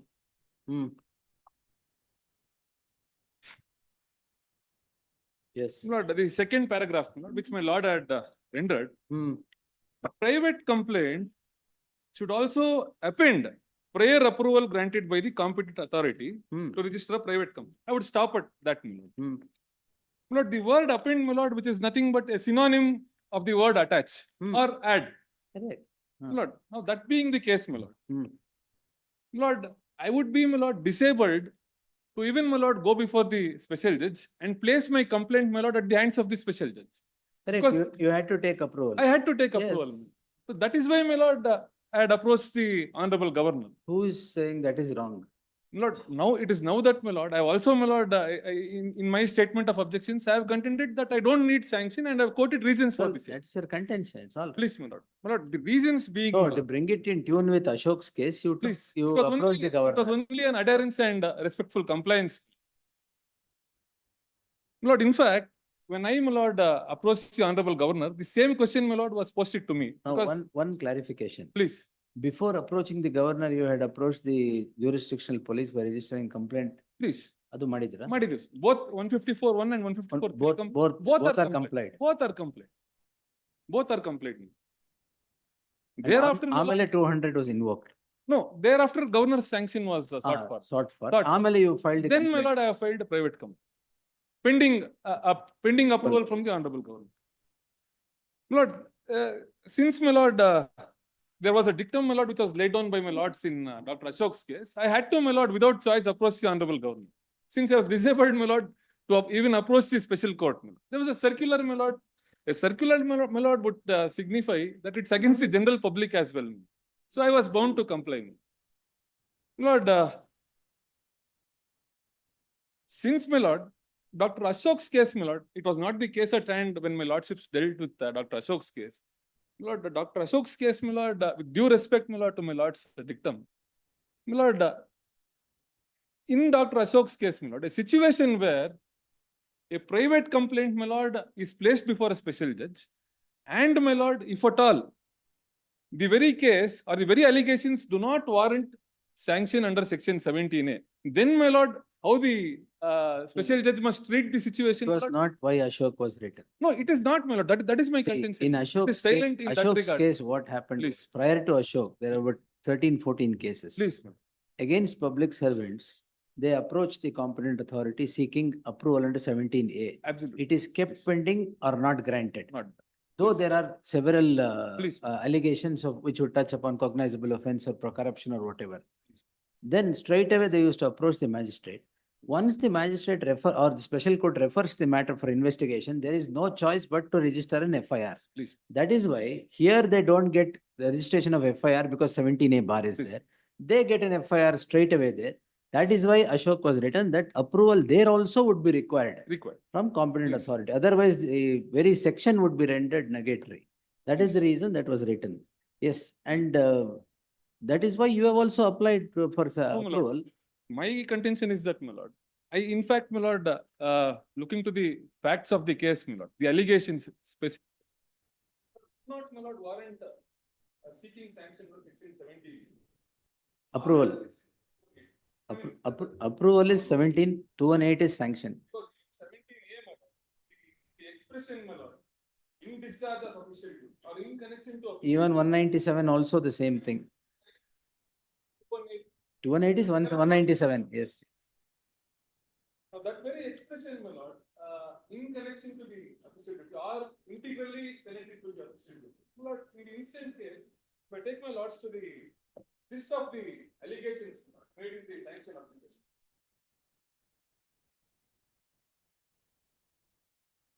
Just to attain little clarity, my lord, although. facts No, are partly- extensively, yes. On 20th/8/1997, there was a final notification. 92 preliminary notification, 97 final notification. Yes, 1997. And I'm also not on legality of acquisition and. That's what. It's all right, yes. Now pursuant to this notification, but the ownership of the land, my lord, ownership and possession of the land stood vested with MUDA. MUDA. The revenue records from the year 1998 to 2004, my lord, would clearly denote this. Subsequently, my lord, on 30th March 2004, final award notice, my lord, came to be issued. Final award notice. 2004. 30th March 2004, Alright. final award notice came to be issued.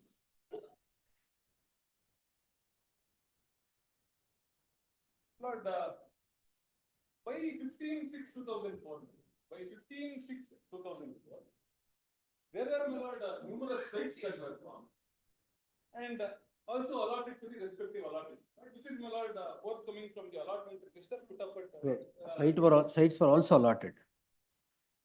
Page 135 and kindly, Yes. kindly page 135 and kindly. This is the allotment, Yes. 135 of the writ petition. type copy of the allotment. Yes.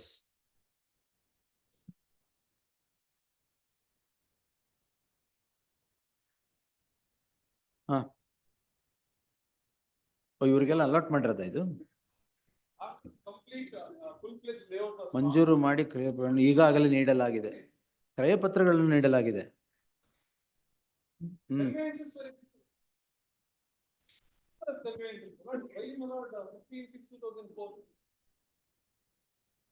Yes.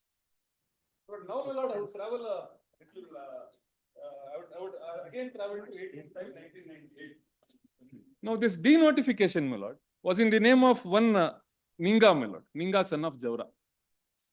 My lord, he was by then, my lord, no more, my lord. Denotification yavaga? My lord, 18/5/1998, my lord. 18/5/1998. Yes. Hmm. Lord, this denotification, interestingly, was 45 days after the issuance of final award notice. This may kindly be noted down. 45 days, exactly 45 days after the issuance of final award notice. All right. Now, my lord, Lord, it is for the legal heirs of the deceased person, my lord, in whose name the denotification was done, for them to reclaim the physical possession of the land, my lord. Lord, in fact, till date, my lord, till date, there has been no claim over the possession of the land. Till date, it remains the same. From, my lord, the date of denotification. The possession still vests with MUDA. Now, my lord, now coming back to 15/6/2004, my lord. Hmm. Lord, there was any more, my lord, the Devanuru third stage, the Kesre Grama, my lord, which is the land in question, survey number 464, Kesre village. Lord, it ceased to exist, my lord, by the year 2004, as per the records. It ceased to exist because Because of- Devanuru Padavane came into the place. Because height Devanuru were- Padavane came into place, which comprised of full-fledged layout, inclusive of roads, parks, sites, and other civic communities. All right. Now, my lord, as produced from